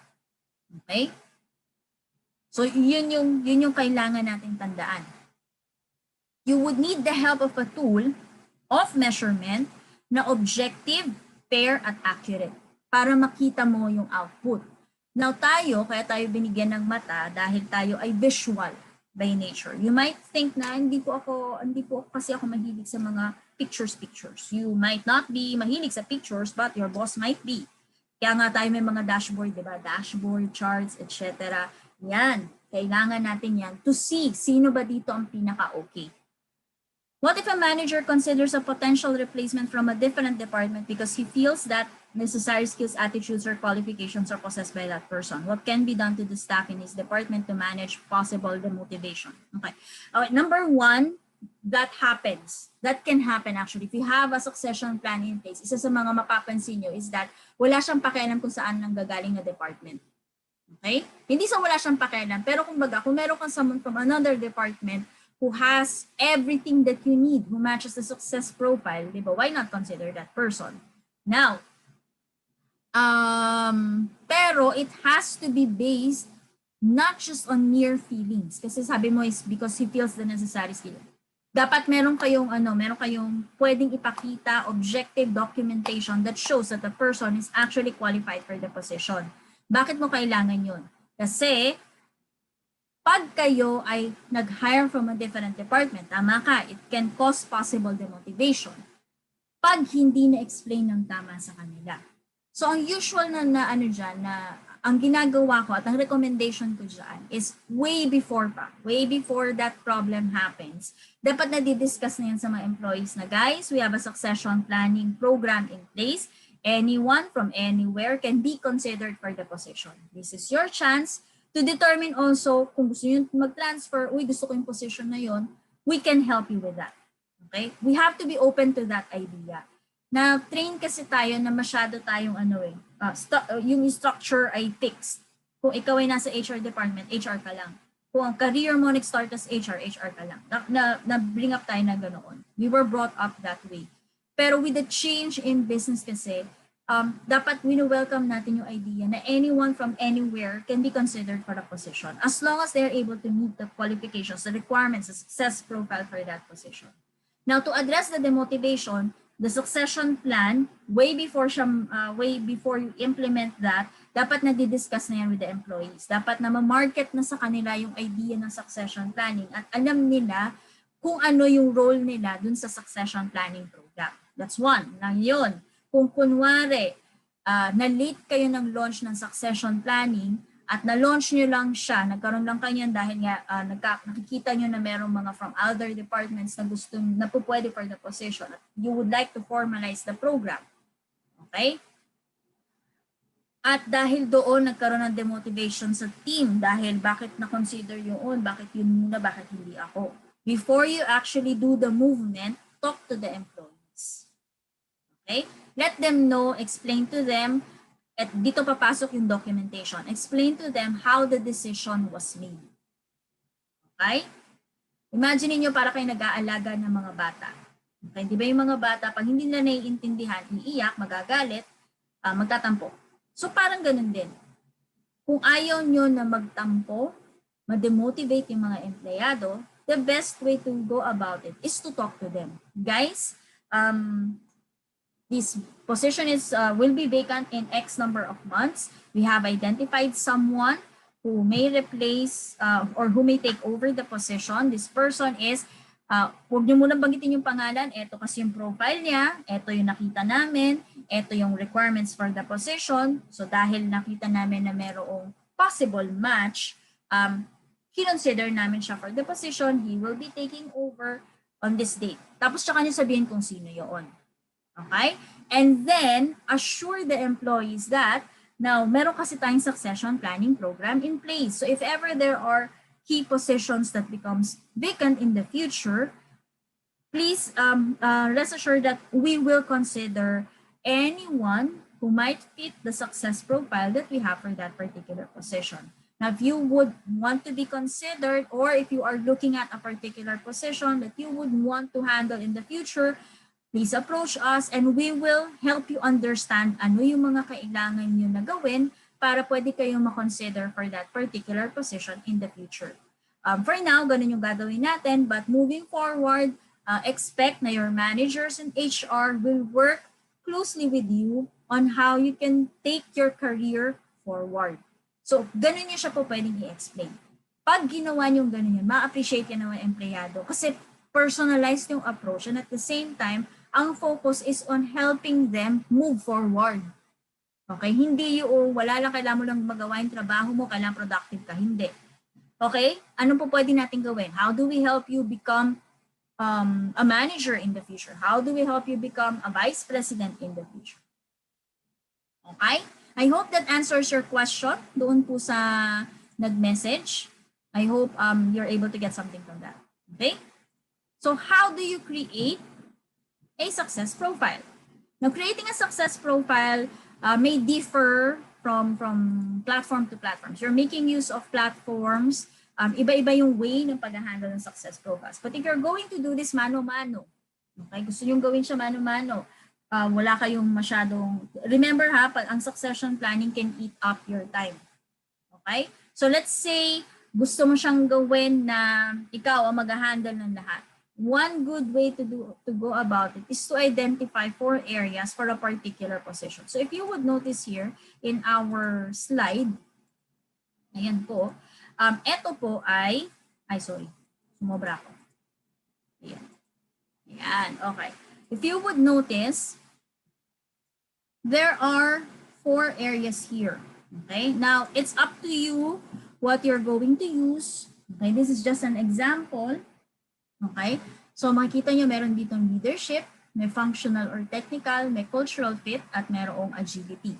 Okay, because these are the 4 areas that the company, kung saan man ito, considers important for them. Now, etong dalawang to is actually competencies. So you have your leadership competency and then you have your technical competency. And then you have your culture fit.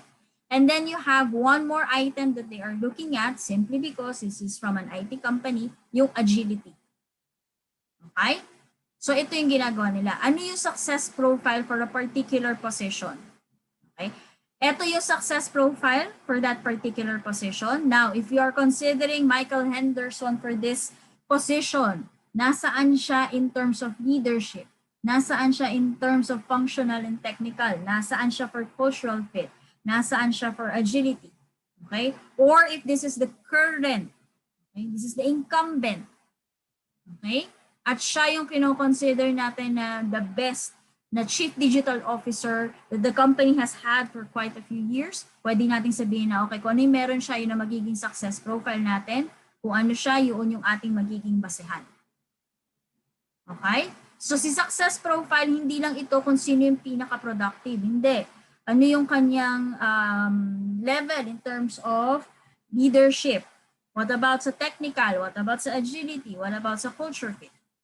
Okay? Ayan yun. And most of this are rooted in the competency library that you might have. May competency library pa pala. Yes.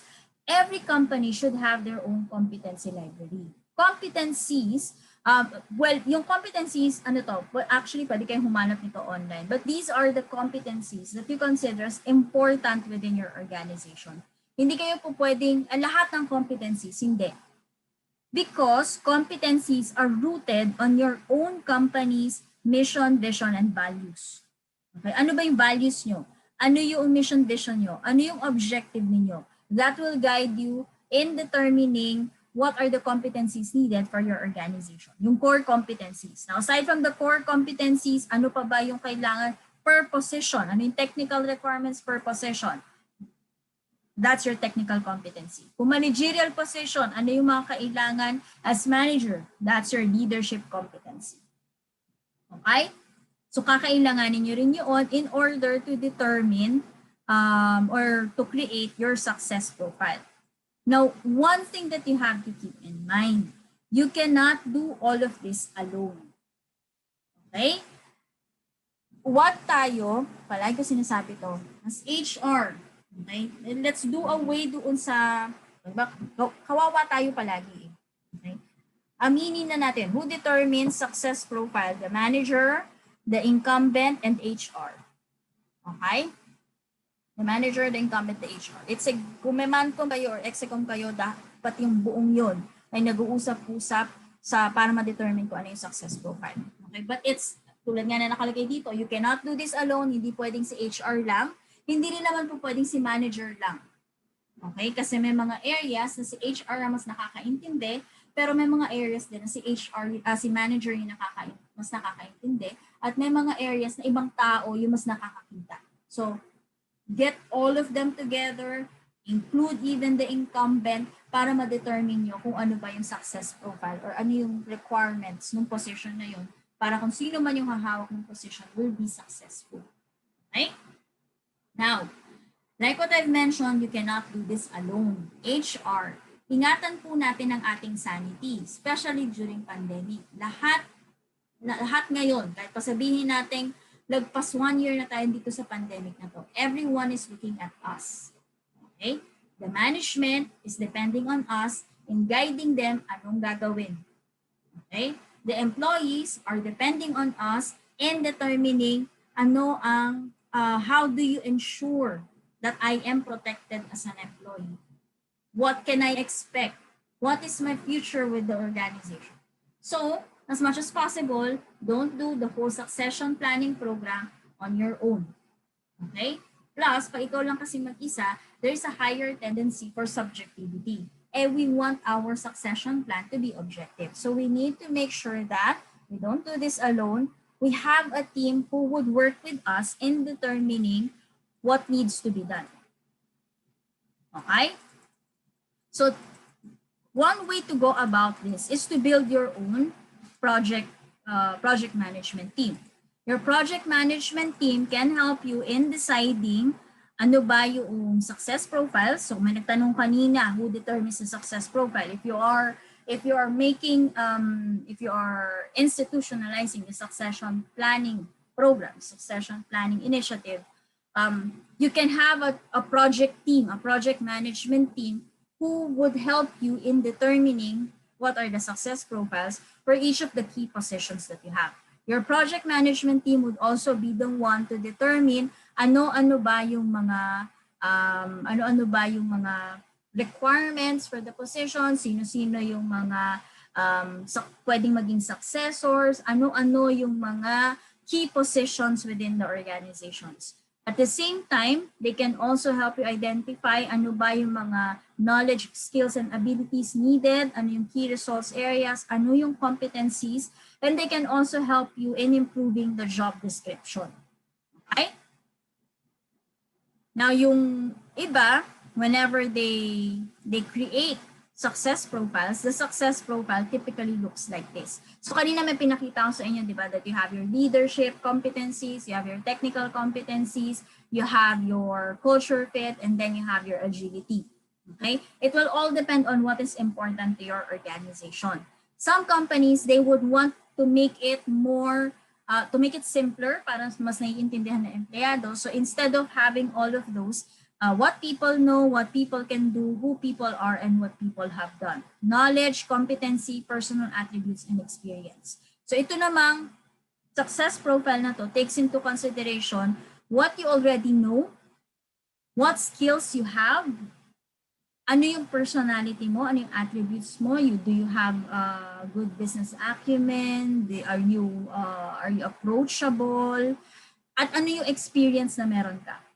Okay, so some of them make use of this. Other companies make use of what I have mentioned earlier. You make use of leadership attributes, technical competencies, culture fit, and then whatever is important to your organization, like agility.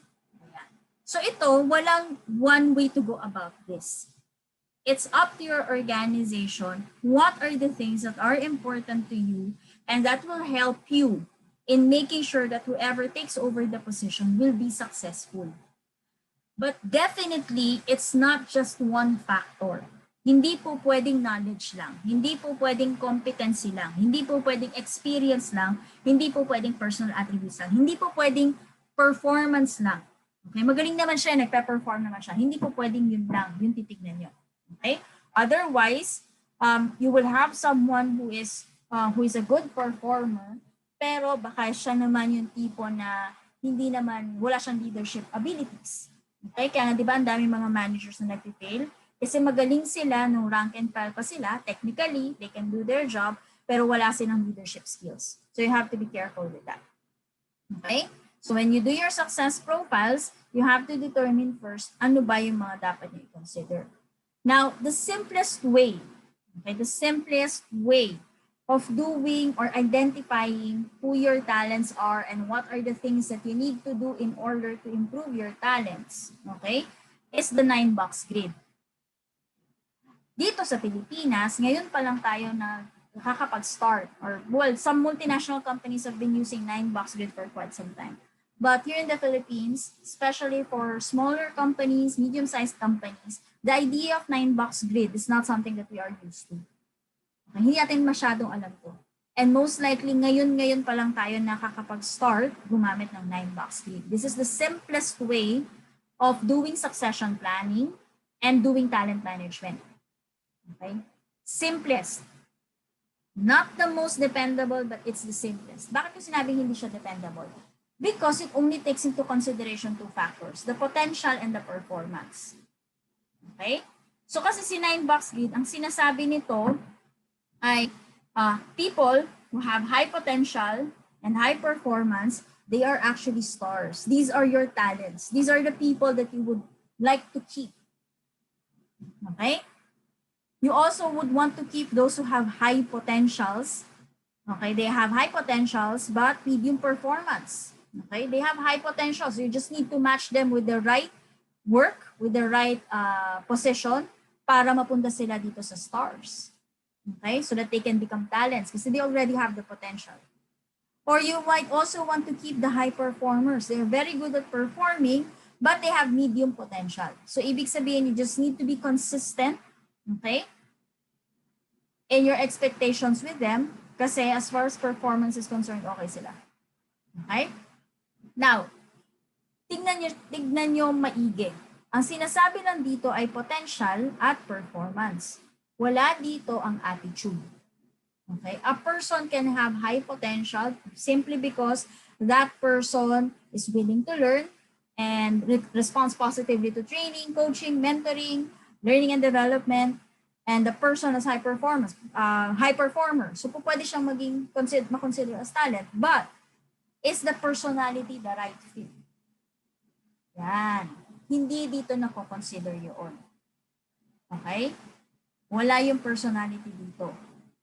Wala din dito yung leadership ability. Technically, they can perform. They may have the potential, but can they turn the potential into actionable item? Okay? Kaya nga maraming nagkikriticize sa 9-box grid. Okay? But if you are looking for a very, very simple way to determine who your talents are, the 9-box grid can still help you. Okay? In some companies, especially companies na hindi naman kaya talaga yung mga super mahal na mga platforms, they make use of the 9-box grid to determine saan ko ba ilalagay yung budget ko pagdating sa training. Kasi etong mga nandito sa babang box, these are people na hindi yan pinag-i-investa na ng training. Okay? Especially this one. These are your low potential and low performers. Okay? Ito yung mga wala talaga. The only way to manage them is to manage them out. That's the best way. That's the best thing that you can do for them. Kasi wala silang potential. So they don't respond well to training. They don't respond well to coaching or mentoring. And their performance is not that good. So bad hire siya, wrong hire. The best way to manage them is to manage them out. Itong dalawa, up or out grinders and up or out dilemmas, kaya pa, pero it will take time before you are able to move them to a different box. Okay? So for example, those who are medium performers but low potential, eto, kaya nito yung mga run-of-the-mill positions na talagang highly structured, paulit-ulit, pareho lang ng pareho. Hindi sila nagre-respond well to training, medyo mababa yung potential nila. So hindi sila nagre-respond well to training. So kung meron kang mga positions na medyo paulit-ulit, like encoders, basta fit sila sa ganun. Okay? Pero at some point, when you no longer have need for them and you want to, let's say, move them to a higher position, hindi nyo sila mamumove. Kasi they don't respond well to training. They don't respond well to any initiative that will allow them to grow in their profession. Hindi sila ganun. Okay? So yung 9-box ngayon, pwede yung sabihin sa'yo na, okay, if you have 20 people, you put them in these boxes, kung sino man yung, let's say, nandito sa mga box na to, or even itong nandito sa gitna. Ayan, pwede kang mag-invest dyan for training. But for the rest of the box, hindi ka na po pwedeng mag-invest dyan for training kasi masasayang lang yung gastos mo. Okay? So yung mga low performers, these are employees who do not match the requirements of the job at nag-fail sila doon sa kanilang mga individual targets. Moderate performers naman, they partially match or at least meet the basic or the minimum requirement ng kanilang position. High performers, eto naman yung nag-exceed doon sa kung ano man yung requirements ng kanilang position. Low potentials, on the other hand, these are employees or people who are not expected to improve because they are already at their maximum capacity or they lack motivation. Okay? Meron mga empleyadong ganyan na kahit anong motivate mo, okay na ako dito, saya na ako dito. So kahit na 10 years na siya encoder, okay lang siya. Okay? And there are also people who have moderate potential. They can still be developed, but in terms of performance and also in terms of their expertise. So pwede pa naman sila. Okay, so ang ini-aim natin is those who have moderate potential pataas and those who have moderate performance pataas. Okay? So again, you can still make use of the 9-box grid, but you can only make use of the 9-box grid as a way to identify talents. Kung ang hinahanap nyo is a system that would actually help you, okay, with the whole talent management and the whole succession planning, 9-box grid is not the right platform for you. So if your organization is making use of this, medyo subjective siya. Okay, medyo subjective siya, hindi siya ganun ka-reliable. Ang maganda lang na gamit sa kanya is if you would want to identify sino ba yung mga possible talents nyo para doon na lang kayo mag-spend ng inyong budget for their career growth and their professional development. Okay? Now, yung kailangan po ba na magkaroon kami ng mga policies? Yung mga policies nyo should always be in support of talent management, even most especially yung performance management policy. Na sanay kasi tayo na yung performance management natin is aimed at weeding out, tanggalin kung sino yung mga hindi magagaling. That's a sub objective. Pero the real objective or the main aim of a performance management system is to ensure that you're able to provide the needed support so that the employees are at their most productive level. Okay? At sila ay nag-grow sa kung ano man yung kanilang position. Yun naman yung role ni talent management, talent management and performance management. Okay? So kasama dyan pati yung mga knowledge transfer, paano nyo gagawin yun. Kailangan nyo magkaroon ng mga policies para at least guided kayo paano yung knowledge transfer. So if for example, we have a succession planning system in place, we would want to do succession planning. Kailangan ba merong policy yung succession planning namin? Yes po. Para madaling ma-determine, pag wala na kayo sa company na yan at iba na pumalit sa inyo, paano nila i-determine sino ba yung pwedeng i-consider for a particular position, anong gagawin, anong kailangan na documentation, paano yung movement, paano yung change in salary, pag kinonsider ba sila for the position, change agad yung salary, meron ba itong mga trial period pa? So lahat yan nandiyan. In terms naman of closing the competency gaps, kailangan ba merong mga job rotation, may coaching ba, may mentoring ba, paano gagawin yun? So, tandaan nyo si succession planning is part siya ng talent management. And because part siya ng talent management, yung talent management, yun yung lahat ng ginagawa natin sa HR. Okay? Tinatawag natin siyang human resource management, but essentially what we are doing is manage the talents that we have within the organization. Okay? So, kailangan meron din kayong mga policies dyan para, policies and procedures hindi lang basta policies, para pag umalis na kayo dun sa company, meron pa din kayong, may guide pa rin kung sino man yung papalit sa inyo. Okay? Now, keep in mind that when you do your succession planning, it will involve regular succession conversations. Okay? Hindi ito one time lang, natapos ng agad. It's a consistent conversation with the incumbent as well as those who may be considered for the position. Okay? Is it advisable to have a separate section in the department focused on performance management? Currently, we only have a training and development section, but the performance management is a collective effort of all the HR staff. Hindi naman necessary that you would have a separate department for performance management. Okay? Kung sino man yung pinaka-senior, pwede siya na yung humawak doon. Pwede rin namang collective effort ng lahat ng HR staff. But, kailangan meron kayong isang database, isang platform, isang system na doon nag-feed lahat ng information. Kasi kung yung information na ginagawa ng mga HR staff nyo ay disjointed, ibig sabihin, kanya-kanya silang database, kanya-kanyang monitoring, at walang isang database na doon pumapasok lahat, mahirap yung pag-check na kung sino ba yung pwede nyo i-consider. Kasi re-reviewin nyo lahat ng 201, babalikan nyo lahat ng 201, lahat ng performance management results, appraisal results. So, kakain ng oras yung ulit yun. Okay? Pwedeng isama sa yearly training plan yung transfer knowledge, coaching, and mentoring. Yes, kung pwede siyang isama sa yearly training plan nyo. Kasi tulad nga nasabi ko, di ba? Ang tawag sa atin ay HR, Human Resource Management yung ginagawa natin. Okay? But in reality, what we do is talent management. Okay? We manage anyone that we hire.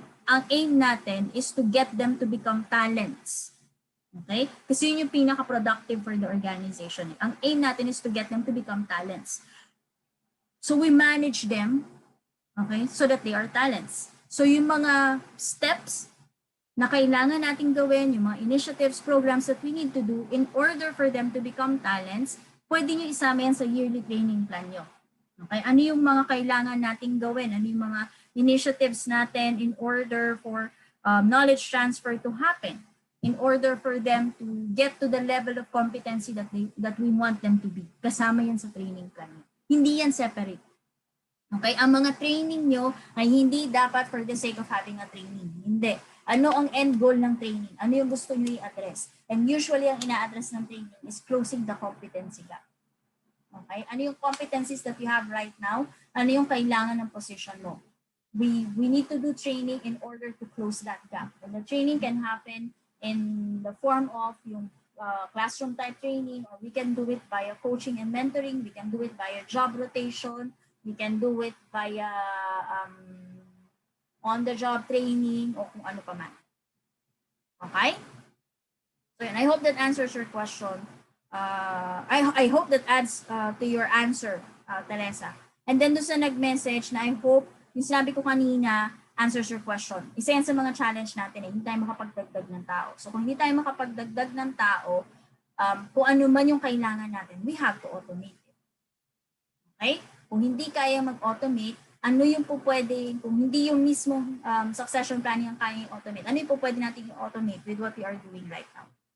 Okay? But definitely, it's not always a question of adding another person to handle that particular area. Sometimes it's a question of what tool can I use so that I don't have to worry about this anymore.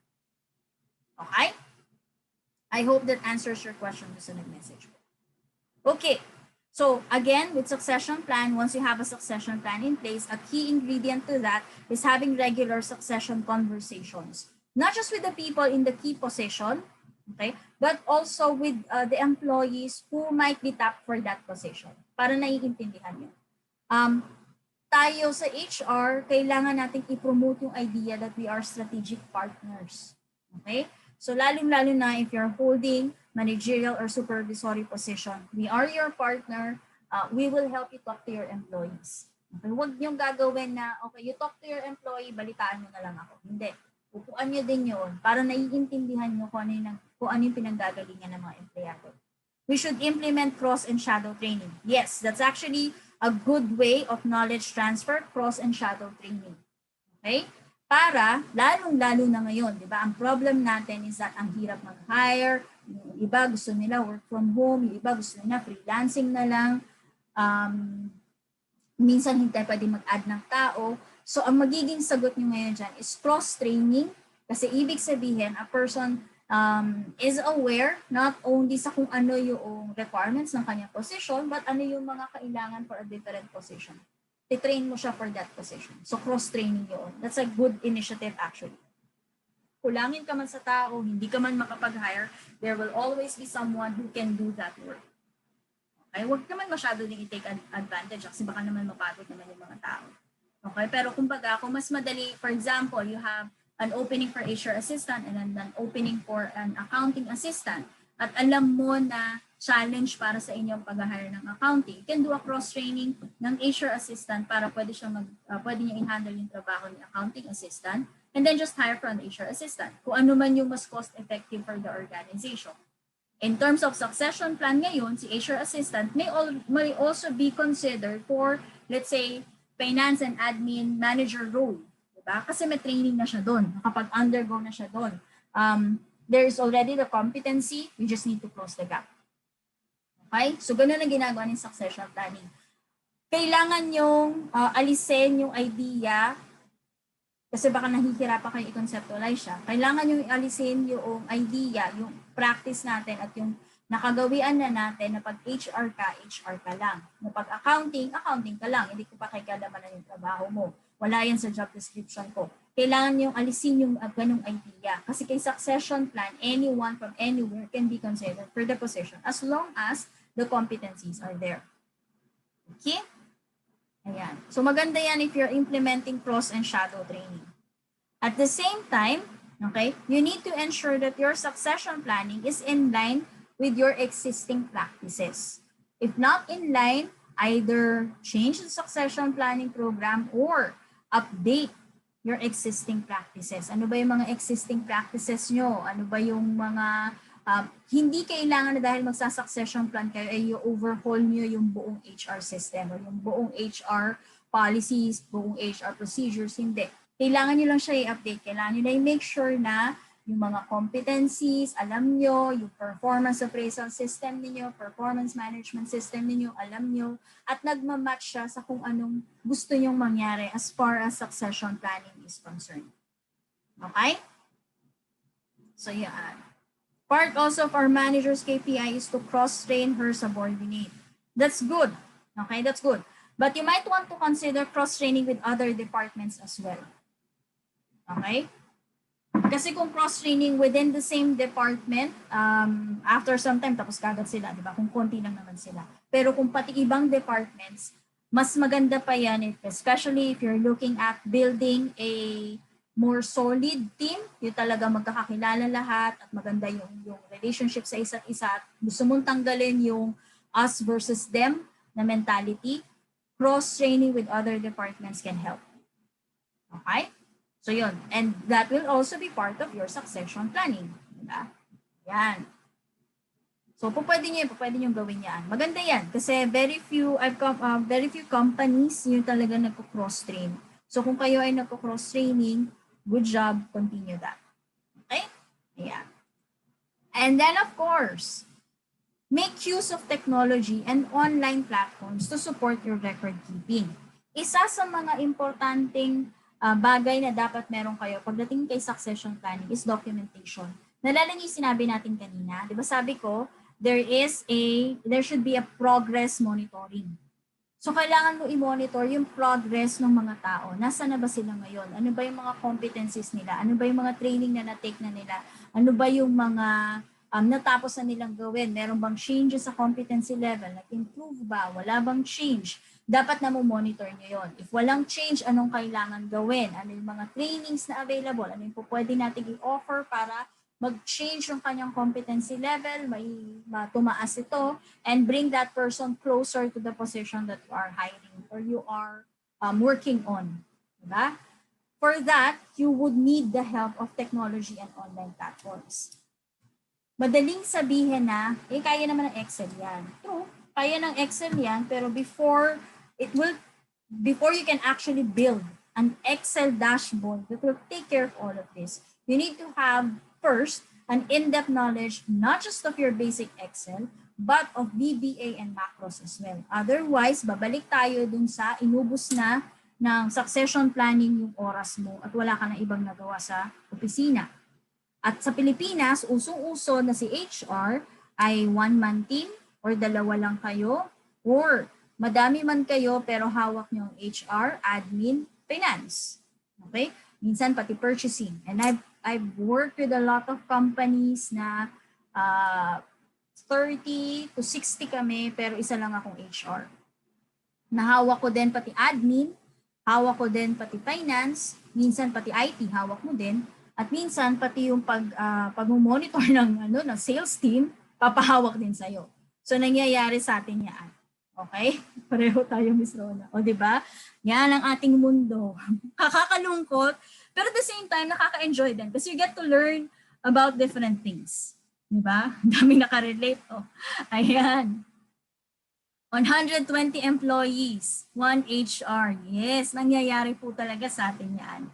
Tama ka, Teresa. It helps kung may documented process. Umalis man kayo, palitan man kayo, yung documented process, yun na yung sundin ng susunod sa inyo. Legacy nyo na rin yan.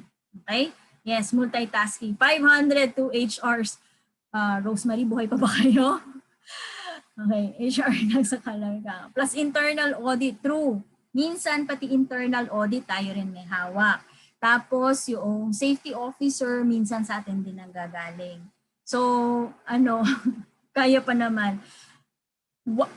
Bawa ko sa inyo ha, if you're saying na 500 to HR, that means 1 HR for 250 employees, ang hirap yan. Okay, mahirap yan. Kasi ako, ang pinakamarami na na-handle ko is at 70 employees, mag-isang HR. Okay? 1:222. Gumagalaw pa ba kayo?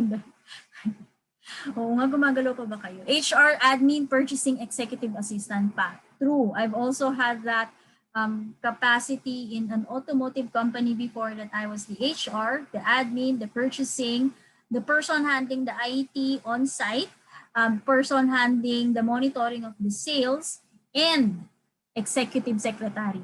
So pag merong mga nagpapaschedule na may meeting kay ganito, pwede ba makausap yung CEO, okay, take down note, lalagay ko sa calendar. I also manage yung paggamit ng conference room, yung mga tawag niya, so lahat. Ayan, kinakaya. HR is often called as the jack of all trades. True, yan. But, tayo ay may hangganan din po. Yun ang palagi ko sinasabi sa inyo. May hangganan din po tayo. Huwag nating hahayaan na okay naman na sabihin jack of all trades. Okay naman kasi marami tayong natututunan, pero not to the extent na nasasakripisyo na ang personal time at nasasakripisyo na ang time with the family, with friends, at nasasakripisyo ang inyong mental health. Okay? Wag. Ako na nagsasabi sa inyo, I've gone through that. There was a point in my life where my mental health was being sacrificed. Hindi maganda. Okay? So make sure that you find ways. If nakikita nyo na, wait lang, nag-burn out na ako, ano po pwede kong gawin? Ayan. So pagdating kay succession planning, you can make use of technology and online platforms. Pagdating kay payroll, there are also online platforms. Recruitment, there are also online platforms. Okay? Correct, Teresa. May process of delegation dapat palagi. Okay? Na-experience ko din yung almost 200 ako lang HR. Ang saya dahil natuto ako, pero nakakaloka kasi personal secretary din ako na may-ari, pati pag-sked sa doctor. Oo, di ba? Ang problema naman dyan, if they see that we are able to handle a lot of things, pati yung personal papagawa na sa atin. Hindi tama yun. Kasi if we are not allowing it, yung mga empleyado ng kumpanya, ibang empleyado, hindi natin hinahayaan na ganunin sila, dapat tayo din. Okay? Secretary and personal assistant of the manager. No work-life balance. Yan. Sad to say it happens. We can still engage and delegate tasks to other talented employees like mga events po. Correct, Rochelle. So in one of the companies that I've worked with, ang ginawa namin is that we have committees na hindi sila HR people kasi dalawa lang kaming HR noon. So we have committees, tapos yung mga committees sila yung tumutulong. Volunteer lang yung mga yon. So right from the start, clear sila, alam nila na volunteer yon. In exchange, pag may lunch naman, bongga yung lunch nila, diba? So pag may meeting, syempre ang meeting sa labas para ma-enjoy naman nila yung pagiging miyembro ng committee nila. Pero syempre may mga dibs sila pagdating doon sa, for example, Christmas baskets, etc. Mas maganda yung mga basket nila. You can do that, okay? Extension sila ng HR, committees who will help you in events, committees that will help you in learning and development, committees that will help you for special projects, initiatives, corporate social responsibility. Yan, involve nyo sila. At huwag nyo rin kalimutan na itap yung mga managers, especially pagdating sa succession planning. Huwag na kayo lang yung mag-identify ng ano ba yung competencies, ano yung skills, etc. Dapat sila din, may input din sila, dapat sila din mismo will help you build your success profiles. Okay? We involve other departments para ma-feel naman nila na included sila. Correct, magandang practice yan, Louie. Involve the other departments para sila din, lalo kasi ang kagandahan pag ini-involve yung ibang departments is that nandun yung bragging rights nila na, ay, kasama ako dyan. Ako yung isa sa mga nag-organize dyan. So pagdating ngayon ng event day itself, di ba, masaya sila, proud sila, kahit pasabihin mo pinahawak mo sa kanila yung registration, proud sila kasi program namin ito. Kayo ay nakiki-enjoy lang at kung successful tong program na to, bragging rights namin. Pwede namin ipagmalaki na, kaya yan naging successful kasi nung meeting sabi ko ganito gawin. Yan. So maganda ngayon yun, di ba, na nagkakaroon ng engagement from other peoples. Kasi di ba, di lang naman tayong HR ang may ideas. Correct. Meron din sila minsan, mas maganda pa ideas nila. Correct.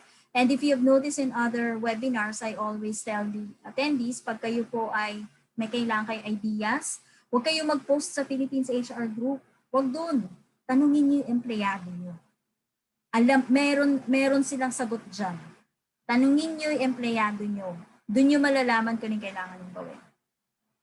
Hindi palagi si HR ang tinuturo na palpak minsan. True, ayan. Para din nakikita nila. At saka para naiintindihan nila yung hirap nung, let's say, events planning, hirap ng pag-organize ng mga events, pag-organize ng, let's say, team building, kahit yung mga training. Yun nga, yung previous company na pinagtrabahuhan ko, meron kaming learning and development committee. Tapos sila yung nagde-determine ng ano ba yung mga trainings na kailangan, sila din yung nagpo-follow up, let's say, pinag-undergo ka ng certification program. Sige, sasagutin niya ng company pero gagawin mo ng project. So sila din nagpa-follow up. O project mo, nasaan na, ano ng status, ano ba yung mga challenges mo. So may mga ganun din. So pwede niyong gawin yun. Okay? That's not just part of your engagement program. That's also part of your succession planning. Kasi when you are asking other employees to do tasks that are outside of their job description, you're actually building in them competencies that they would need in the future. So if ever you want them to become manager someday, since meron na sila na-build na sa kanila yung competency na yun, aware na sila, may awareness na, closing na lang ng gaps ang problema ninyo. Okay? Closing na lang, nandun na, meron na yung basic skills, kailangan na lang ngayong i-improve para at some point po pwede na sila for managerial position. Okay po ba? Gets po ba? Ayan. One just have to be given a chance to develop their potentials. Correct. Okay? But it all starts with recruitment, ha? Kasi if wrong hire, kahit anong chance na ibigay nyo dyan, wrong hire yan. Pag sinabi nating wrong hire in the context of the organization. Kasi minsan iniisip natin na pag wrong hire, parang ang sama-sama ng tao, wala na siyang ano. Iisipin nyo rin na maaaring yung tao wrong hire sa inyo, pero sa iba, perfect hire. Okay? Baka hindi lang talaga siya nag-work para sa organization na to. Kaya nga minsan natatawa ako, makikita ko na nagagalit, nag-resign, ayaw na doon sa company, ito ngayong si may-ari, gusto niya ilagay talaga doon ng walang kwenta tong empleyadong to. Huwag ganun po. Baka sa inyo lang kasi walang kwenta. Baka sa ibang organization, mag-shine like a diamond yan. May mga ganun eh. Okay? So yun po yung dapat nating tandaan pagdating po kay succession planning. Now, do you need to use technology and online platforms? I, for one, would recommend making use of technology and online platforms to support record keeping. On your own, kahit pasang katutak na Excel yan, mahihirapan kayo kasi kailangan nyo i-update, kailangan nyo i-build yung mga dashboards niyo, kailangan nyo magawa ng reports on a regular basis. Gumagawa ka pa ng payroll, gumagawa ka pa ng monitoring ng mga remittances, nagbi-build ka pa ng job descriptions, minemaintain mo pa yung salary structure, minomonitor mo pa yung mga assets na nilabas mo kasi work from home at kailangan bigyan lahat ng laptop. So, para wag nang dumagdag, kumuha ka na lang ng online platform that will help you. Okay? Lalo na kung hindi ka po pwedeng mag-add ng tao who can help you with your program. Okay? Ayan po. So, this is actually the last of my slides right now. Okay? Now, if ever you do have any questions, baka magtaka kayo, wait po, bakit tatapos na po tayo? Alas 5 pa lang. Hindi pa po tayo tapos. First part lang po ako. Okay? So if ever you do have any questions, preno muna. Okay? We'll have a Q&A portion after the second part. Okay? But before I go there, I would like to invite everyone to our upcoming webinars. We have one webinar happening tomorrow, Working Your Way Around Payroll Taxes. We would be discussing about yung ating mga withholding tax and compensation. And then of course, dahil July na, ilang ikot na lang, per months na, konting ikot pa, annualization na naman. We would also be discussing the topic on annualization. And then on August 3, we have a leadership webinar from staff to supervisor, how to lead. This is happening on August 3. From 10 a.m. to 3 p.m. And then, of course, we have our HR Bootcamp, our flagship program. We are already on batch 17. Yung mga nandito po na members ng batch 14, 15, 16. Girls, boys, assignment niyo po, pakisubmit po para makuha na inyong certificate of attendance and participation. So HR Bootcamp batch 17 is happening on August 6 to 7, 10 a.m. to 4 p.m. Ayan po. Okay? Ayan. So, if ever you do have any questions, medyo hold lang po muna. Hold on to your questions. Later on, after the second speaker, we're going to have a Q&A portion and then we'll address all of your questions during that portion. Okay po ba? Clear po ba tayo doon? Okay, kung clear po tayo doon, let me just invite to our stage our speaker for today. Yes, okay. Thank you po sa mga sumagot. Our speaker for today. Our speaker is actually is from our partner Accendo. We are working with Accendo as part of the talent management. So we are also helping organizations when it comes to their talent management and succession planning. Now, Accendo has a platform known as Talent Pulse. It's a very good platform that can help you automate your talent management and your succession planning processes. So if ever if you're interested in what they have to offer, you can reach out to them, but they will discuss with you kung ano ba yung importance of having an online platform in place. Okay? So without further ado, let me call on my colleague. Ayan. Okay. I'm sorry, how do I call you? Tanesha, right? Yeah, it's Tanisha. Tanisha. Okay, sorry if I somehow murdered your name. No, you didn't know. Okay. I've heard worse. You did really great, Rhonda. No worries. Okay, so Tanisha, let me just give you access to share your screen. I think you have something that you would like to share. Let me Yes, just. I do. Let me just do that right now. Okay, can you guys see my screen? Yes, you can see your screen now. Okay, so I'll leave the floor to you, Tanisha, so that you can start with your discussion. Sure thing. Okay, well, hi everyone. I hope you guys can hear me clearly. I'm going to try and say magandang hapon to everybody and kumusta. I hope I got that right. There were so many Tagalog speaking, and I was not too sure, so I'm going to try to address as much as I can in English. So Rhonda, if you need be, if you feel you want to come in and stress any points, please feel free to translate if that is a necessity. Um, Guys, did I get that right? Did I pronounce it correctly? Yep, you did. Okay, great. All right. So hi everybody, and thank you very much for being part of the session today. And I must say, Rhonda, you have gone through in a great detail, very solid foundation in terms of the the structure and what exactly goes into succession planning. So what I'm going to be discussing today is really about how are we going to leverage technology. So with that, let me just give a first really quick introduction to who Ascendo is and how did the platform come about. So Ascendo is a HR technology company. And we had started off as a behavioral science expert. So a lot of us within the organization comes from a background in organizational psychology, data science, as well as consulting and a very strong tech team. So with the early years in Ascendo, we've been around for 12 years now. We had pivoted from being a very strong consulting company that basically have done a lot of work within Malaysia, Indonesia, Thailand, uh, Singapore, Hong Kong as well.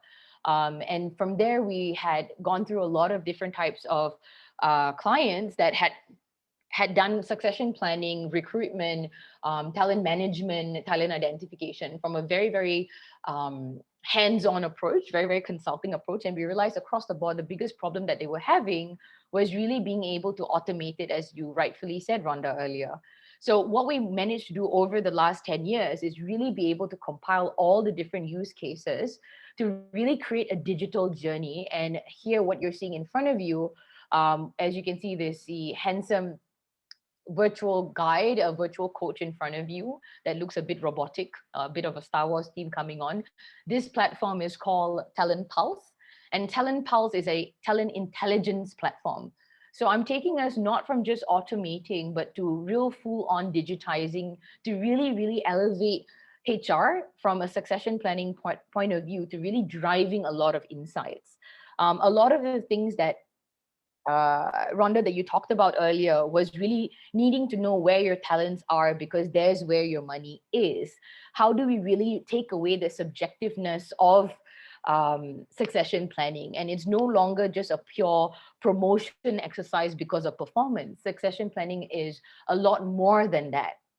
So I'm going to show you how we're going to take all the principles and all the foundation and all the depth of knowledge that Rhonda really talked about earlier in the last 2 hours and really show you over the next 40 minutes about how do we do it on a platform. And you're going to see scale, you're going to see depth, you're going to see a lot of the manual work that you typically were to do, whether you're a head of talent management, whether you're the head of HR, or even if you're the person who actually runs all the different nuances when it comes to succession management, how all of that is now going to be very easily taken on. So guys, welcome to Talent Pulse. As you can see, Talent Pulse overall here is a tool that basically does three main things. There is an entire strong assessment marketplace. And as Rhonda mentioned, really being able to have the sciences and really being able to have remove subjectivity and really having real rigor in your decisions about talents is extremely important. So in one big area in Talent Pulse, we harbor across 10 different types of tools that we have that an organization can use throughout their entire organization in terms of measurement. So you've got tools like Hogan, which we really use for executive type succession planning, executive type assessments.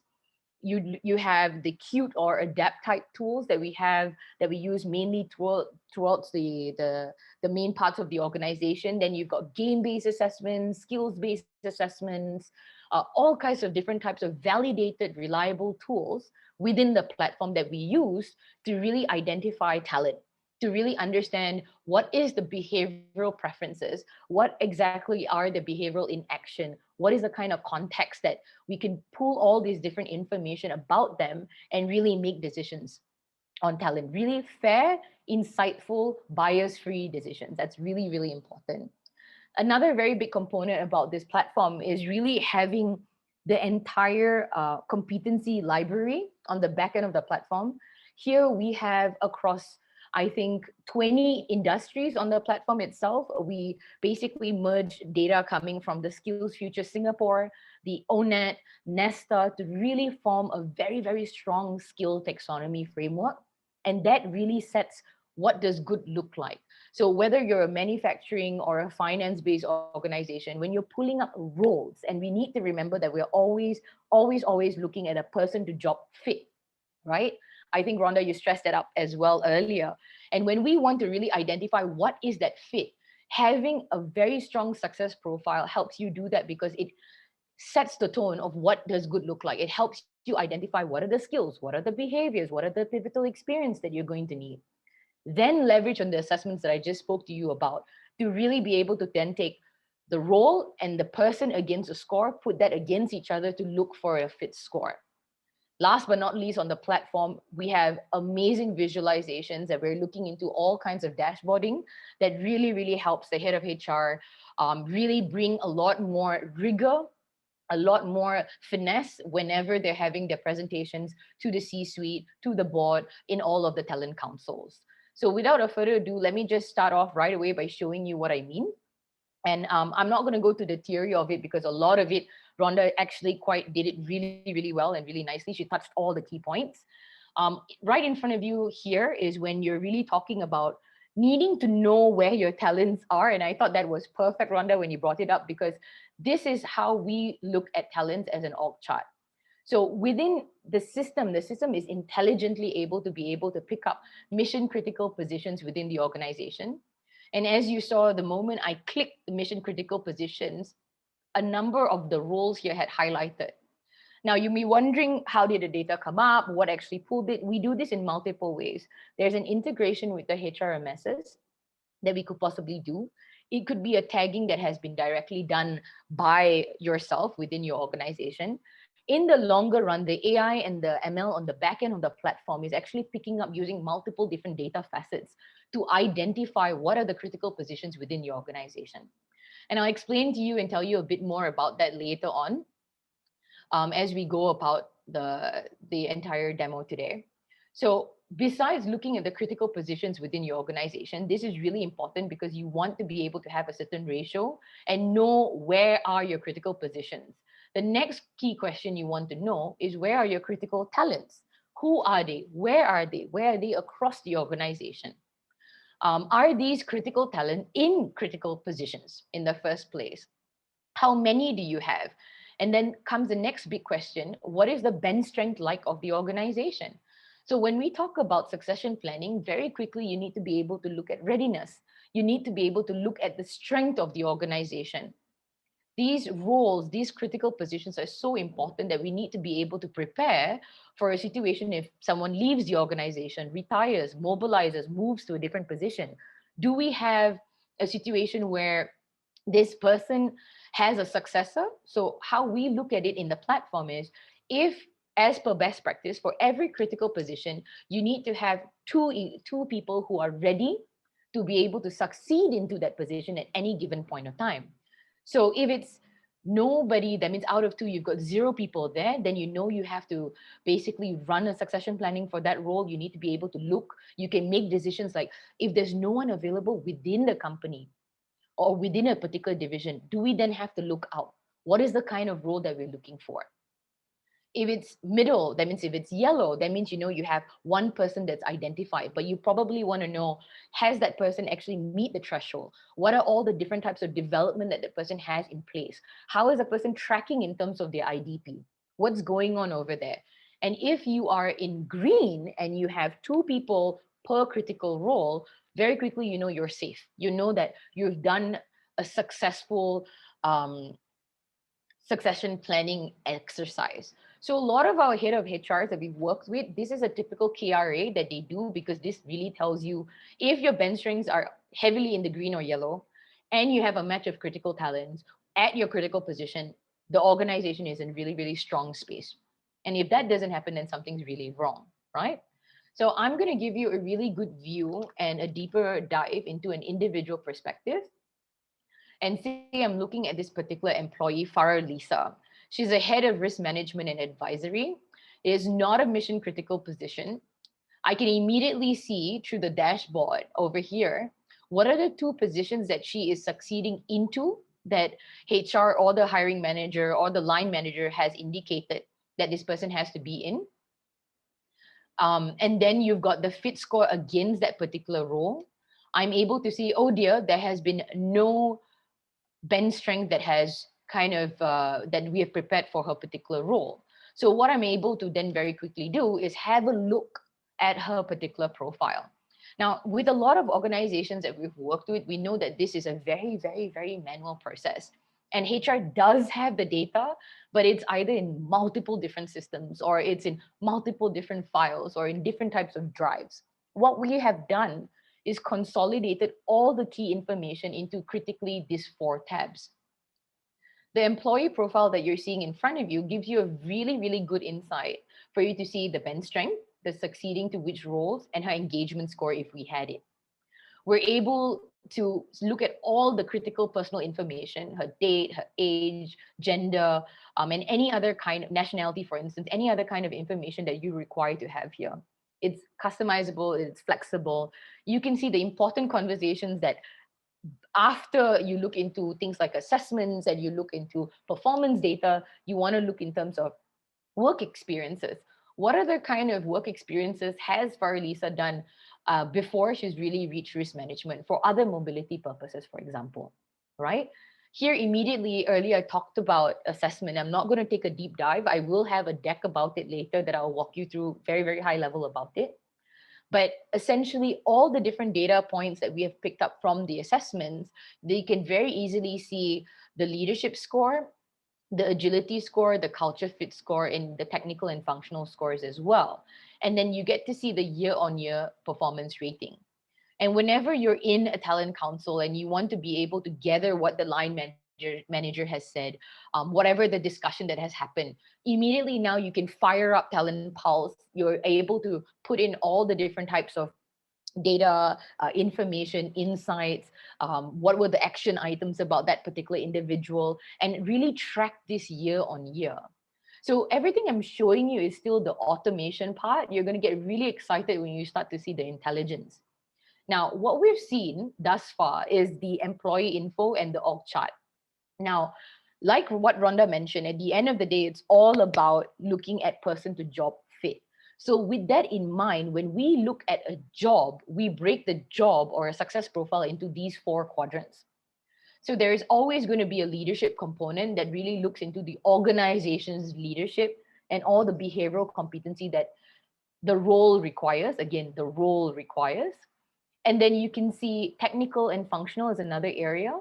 And at the back end, and I just have to repeat this again, in the platform, you might be wondering, how do we get this information? Leadership, agility, and culture fit typically comes from the organization. So this would be all the competency that comes from all your respective organizations. Culture fit is also your individual culture components and values. The technical and functional component is coming from our skill library, right? That's where you've got all the different types of, thousands of different skills. So for example, head of risk management and advisory, what are all the different skills and technical and functional components that is tagged to such a role? And then last but not least, we're talking in a very, very digital age. We're talking about how mergers and acquisitions are happening very, very quickly. The state of our jobs have changed so fast. Agility is an extremely, extremely important component when you really want to bring a role holistically, to really see if should that person have learning agility, can they learn and unlearn really quickly, do they have the mental horsepower, cognitive ability. So what you've also realized is underneath here you've got all the tools that are measuring all this different data against the role. So on the back end, what has happened when we're setting up this entire platform, we would have already pegged the tools against the competency framework, against the level of the organization. So when it's time for you to utilize and use it for succession planning, everything is already done. It's a matter of clicking a button, sending the assessments, and being able to pull the data to produce something that looks like this. So over here is what we call the talent profile. And this is really where I'm starting to talk to you guys about the intelligence, right? When we talk about intelligence, when you're talking about succession planning, you want to be able to find whether someone is a fit to that given role. So when we look at succession planning, we really break it up into career management and take it all the way to even mobility. That is the end goal of what we're trying to achieve succession management. Succession's end goal, or succession on a steroid, is achieving career management. Now, when we look at fit scores, we have broken it down into 5 main areas. So if you want to see Farah Lisa's fit against her current role, you're able to immediately see that here, and she's a 76% fit. You can click view the gap and see what are her hits and misses, what are her strengths, and what are her development areas. Automatically, because of all the rich data that we have, we can immediately tell you exactly what is the development gaps through the development plan. And on the back end, as you can already see journal, we have an integration point with LXPs or LMSs. So over here, what you're able to do is to craft a personalized individual plan for Farah Lisa to really help her fill her gap. Something that is going to help you expedite all the different types of learning materials and all the learning content that you have in your organization. Target all of it to really achieve an individualized career pathing. Now, succession role is Farah Lisa at head of risk management.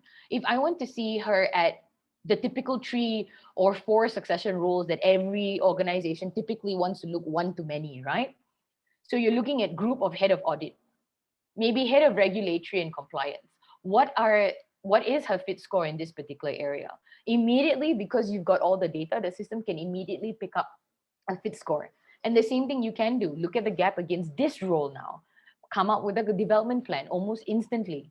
Now, one very important area is to also look into the aspiration of the candidate or the employee itself.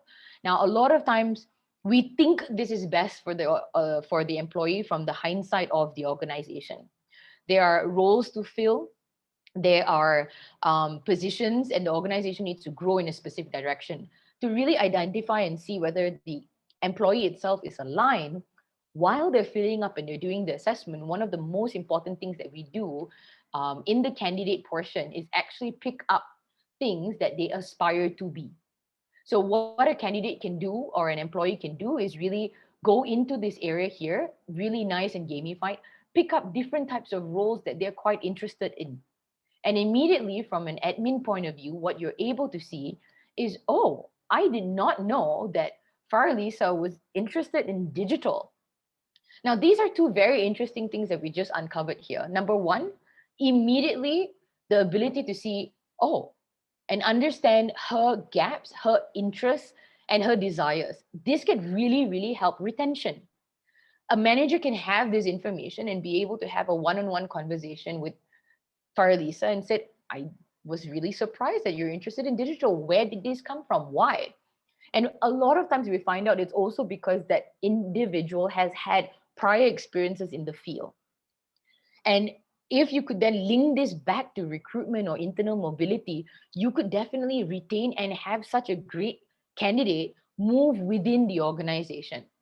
So you're achieving two things here: retention, talent mobility, both with discussion, transparency, and mutual understanding from the employee itself. And on top of that, you're able to see, okay, if I were to move here, what is my risk factor? 50% risk factor, that's not too bad. What is the gap? What do I need to develop on? Can I send this information to that line manager? Have that person now have a conversation, put her on the right kind of development. You're really, really increasing visibility and really reducing risk within the organization. Besides this fit score, you've also got recommended role. Um, I hope that you guys are still are seeing this and getting pretty excited, because that's a lot of how our clients can see, whether that's in Malaysia, Singapore, Canada, Australia. A lot of them, and even vendors that we work with, have been super blown away with what we've been able to try to achieve here. This is where it's getting really interesting, because what we've built on the back end of the platform is an AI engine that is mapping every single person to every single role possible in every combination to automatically recommend HR what are the top 3 roles that this person can actually move into. Some of our clients call this the blind side, because it helps them make such a decision. We had a client who, because of the years and years of experience in pricing that he had, um, and he had moved to HR, and none of this information was captured. Nobody knew. And of course, the company was so huge that when there was a pricing role after the head of pricing in that given company had left, and overnight it was a 24-hour notice, they were scrambling to try to find out who was going to be the right person to be in that role. And it was a very important role at that point because of the business case of that company. They didn't even know that, lo and behold, this person was sitting in HR with 15 years experience in pricing and strategy and only 4 to 5 years experience in HR. And that person moving there would have been a perfect coach, an interim fix, a lot of guidance, someone who could be, ad hoc at that moment, trying to figure out and hire the right kind of people. So data is extremely important. Having visibility and having data at your fingertips to help you make these decisions is extremely, extremely important. So hence why when I say Talent Pulse is an intelligent platform, and we took years and years and years of experience and use cases to be able to think this way, it's really helped our clients in multiple facets. As you can see, it's not just succession anymore. It's really about digitizing it. It's really about career management as well. And last but not least, we call it Explore. A lot of our clients call this HR's playground. This is really, really helpful when you have all this data, being able to pull any individual against all the kind of roles within your organization and produce a fit score. And this helps you when the organization has gone through a merger and there can only be one role. You want to decide on between 2 people from company A and B who is going to be the right fit for NewCo. That's really critical. Or as the organization is coming up with new divisions and new portfolios, you need new roles have come up. Who would possibly be the right fit? This definitely helps them with that. So I'm going to go into an example of a view gap so you get to see what I said overall. So let's take her succession role, since we're talking about succession planning. And as head of risk management, we're looking at group head audit. She's a 70% fit. I'm going to click on the view gap. And immediately what I'm going to see is that same 4 quadrants about what is needed for the role. Once it's pumped with the data from the assessments, from 360s, from manager ratings, how did the individual fare against that 4 quadrant?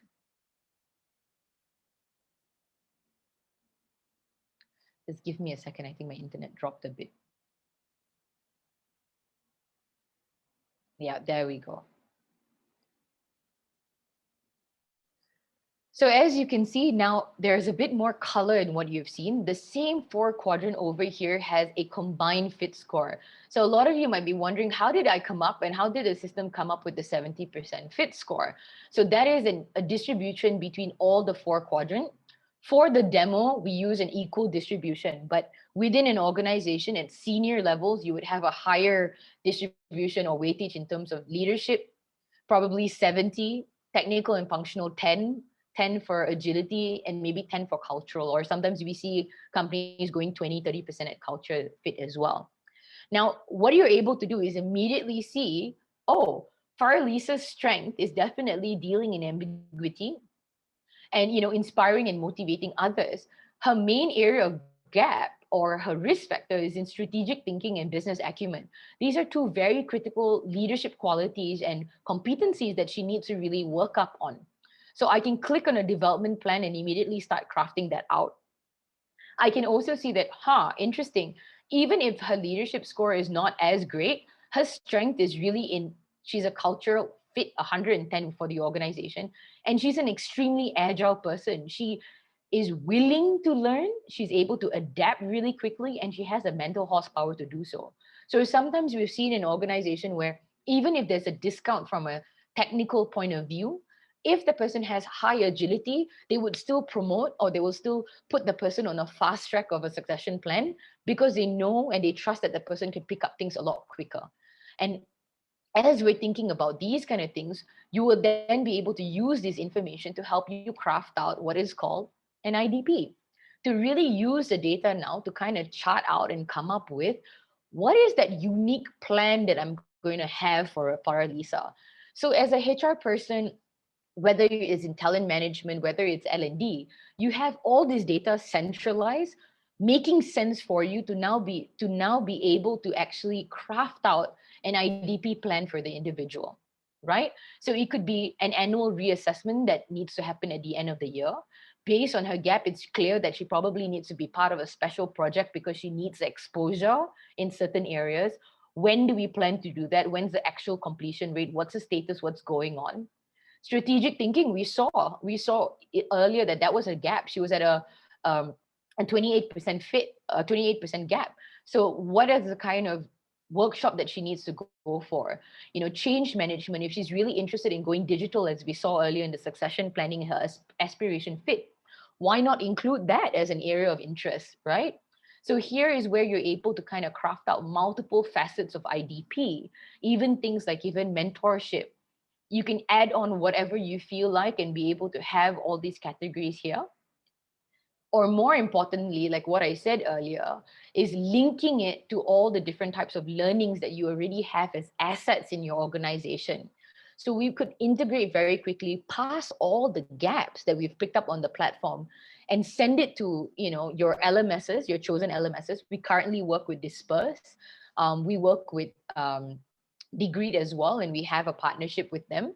So in a matter of clicking a button, what Farlisa can do is immediately get pushed to the dispersed environment where all the learning for succession, for strategic thinking and all the different types of learning gets created specifically for her.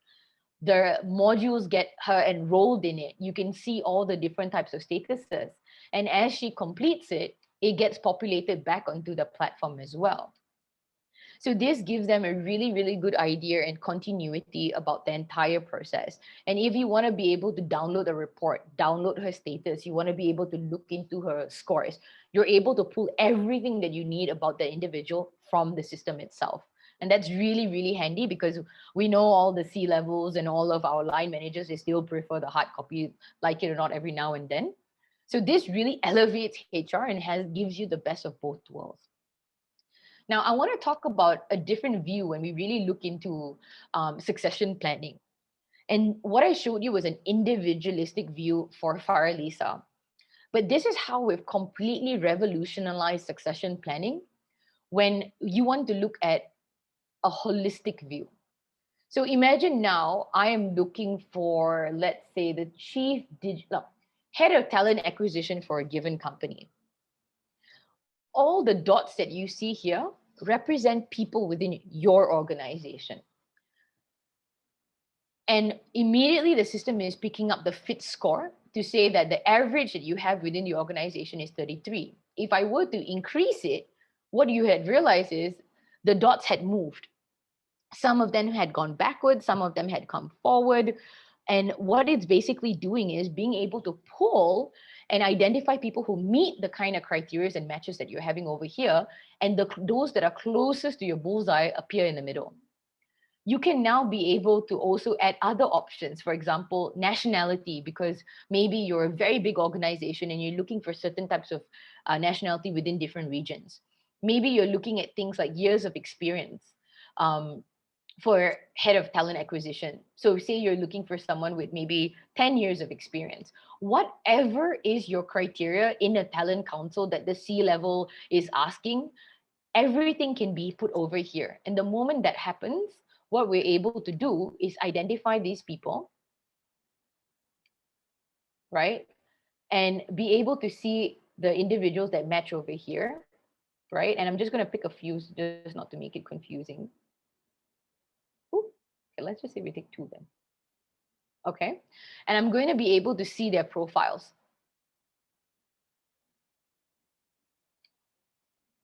So what I'm able to do is immediately see what does good look like, head of talent acquisition, what is the kind of benchmark that I'm looking for, the success profile from leadership, agility, culture fit, and even all the technical skills, compare side by side between Lokman and Ryan, who have been identified as two potential successes, and have a full-on conversation about them at my talent councils. I can see that, in my current pool, I've only got at most a 52% fit. And then is that good enough for me? Is that something that is lower? What is the next best bet? You're looking at 38%. Do we have enough of a succession within the organization? What is the bench strength like? How long is it going to take for Lukman to be able to succeed into this role? Now when you look at readiness, the same fit score helps in terms of determining the readiness. When you look into these four main areas, leadership, agility, culture fit, and technical, someone based on the weightage that you have set, if they're 70 and above, you could definitely put them as someone who's ready to move within 6 months to a year. Anything that's below 70, 50 to 70 is someone who's going to require at least 18 months intensive intervention. And lower than 50 is someone that's going to take a longer time, like about 3 years or so, right? So you're able to make all these different judgment based on this. And we've seen a lot of time in organizations that because of having data, we're able to have more meaningful conversations. And it doesn't mean you have to follow the fit score. No, it aids the conversation. So for instance, there was this one very interesting company, which is a very, very big telco in Indonesia. And they had gone through a massive restructuring, and a lot of the people's sentiments were very low because the last CEO that they had was a person who was pushing a lot of change. And the organization was going through a healing process after all of that. A lot of good people had left. They brought in a lot of new people. There were a lot of disheartedness. When they were deciding about this new CEO and they were going through the next period, the next change, which was really focusing on development, they decided to go with a candidate who was on a lower amount, a lower score. So there was candidate A that was about, I think, an 80% fit, and candidate B that was about, I think, 68 or 70% fit. They ended up going with someone with a 70% fit because they knew the risk that the person had based on the data. And they decided to make the decision because culturally and that person's people management was a lot higher than the actual person who had a higher score overall. And because you have this data in front of you, you can now contextualize it. You can better advise business. You can start asking them, what does it really require? What does success really look like? What's going to take the company forward? Have these kind of meaningful discussions because all the other pain has been taken care of, right? So I am cognizant of time. It is 5:41. I just want to very, very quickly show you guys one more part of the system. With everything with regards to succession planning, I've kind of walked you through, whether that's the org chart to show you visibility on the MCPs and the critical positions. I showed you employee profiles. I had showed you guys, a role profile of what good looks like. I had talked to you guys about the assessments. I had also showed you all the cool dashboarding that's really going to help make decisions. I just want to show you a very critical piece, which is really the skill taxonomy. And I know this is a very important piece, especially for very, very large organization or companies that are going through change, because skills are extremely important when competence is extremely important when you're looking at building a role profile in the first place. And if you don't get that right, then basically you're basing everything on the wrong thing. So this is what I mean earlier when I said that you have an entire library on the backend that's powering the system. So I'm showing you the backend intelligence as well. So you can see all the different types of jobs across the 20 industries that I talked to you guys about. I'm going to give an example of manufacturing because I heard a lot of you guys come from manufacturing as a background, and all the different types of job families. So you see, the moment I started filtering, you can see supply chain director, product design, research and development, all the different types of jobs, quality, Six Sigma executive.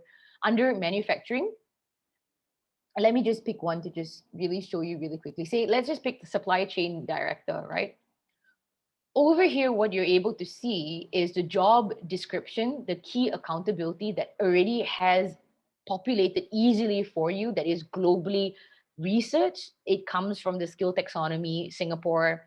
It comes from, sorry, Skills Future Singapore. It comes from ONET. It comes from Nesta. All these different areas that we've come in, harmonize and synergize it to make it super easy for our users so that they're able to go in and see all the different skills that are required for that role. So when I'm looking at supply chain director, I know what industry it is, what's the job family, what is the level, what's the core focus, what are the key accountabilities. I can see all the skills that are relevant to the role according to the proficiency and priority. And this is really important because you want to know for this particular role, what exactly is the global benchmark, the global research proficiency that the person needs to be at. And that gives you visibility to know when you're saying you have talents in the organization, are they really talents? And this helps you understand what exactly does that mean. So let's just say we take vendor and supply management, which is a proficiency for, and globally it says that you need to be an expert in this and it's a high priority. And if I were to go into the details, I can very quickly see at a priority for, what does that mean? The behavior proficiency level says that this person needs to be able to consult on service provider problems and correct and terminate as appropriate. It tells you exactly what a level 4 for vendor supply management needs to do. It even gives you questions for probing when you want to use and gather qualitative data. You want to have promotional interviews. What are the kind of questions that you need to ask to know that this person is competent enough? And what are the kind of developments that the person needs to go through at a level 4? So when an individual is being rated against it, is no longer a guess, it's no longer picking something from the thin air. It actually has data, research, and very, very strong rigor in making these kind of very, very critical decisions on people. So just to end my session and quickly go into Q&A, I thought I would just summarize it using the deck to make it easy for you. Can you guys see the deck now? Are you still seeing my screen? Yes, we can still see your screen. Okay, brilliant. The deck, sorry. Sure. So essentially, there are 4 main processes when you really need to try to understand how does the system work? What are the steps? Am I ready for it? Is it going to be hard? Number 1, and it works really well with everything Rhonda had said, creating the success profile is extremely, extremely important. And there are 2 ways that you can do that. There is the traditional consulting way, which we're basically having lots of interviews with all the people within the organization to try to understand, to reach what I just showed you, to consolidate and update all the success profiles, to be able to review and look at all the different levelings within it, and then finally get a sign off. Or you could choose a tech enabled consulting that is quick, it's inexpensive, and it's contextualized, and it's always updating because we're picking up what is happening everywhere within the market, and be able to pull the job discrepancy. Just all you need to do is contextualize it and make it yours, as you can very quickly do that using technology, using a platform, and immediately be able to pull fit scores after the individual has gone through assessments, for example. So that's step number 1, creating a success profile. Step number 2 is assessing your role fit. So that's really being able to understand what are the 4 main areas: leadership, technical, agility, culture fit. And just to be candid, it doesn't matter if you're missing one area, it's still an approach. And you can start at any given point of time. right? We've seen a lot of organization focus on the behavioral area and leave out technical because they're not ready for it or they've got their own KPIs. Yeah, but we all know how biased KPIs can be as well. So understanding your talent measurement model is really important and being able to use valid tools to really be able to use it to give you an output. So when we look at talent data, we use assessments in three different ways. Looking at behavioral preferences, understanding their natural alignment to the job, understanding how is their natural behaviors like, what do they value, mapping that together with um, behavior in context, which is using simulations or case studies to really be able to see, can they actually display what they claim and what they prefer?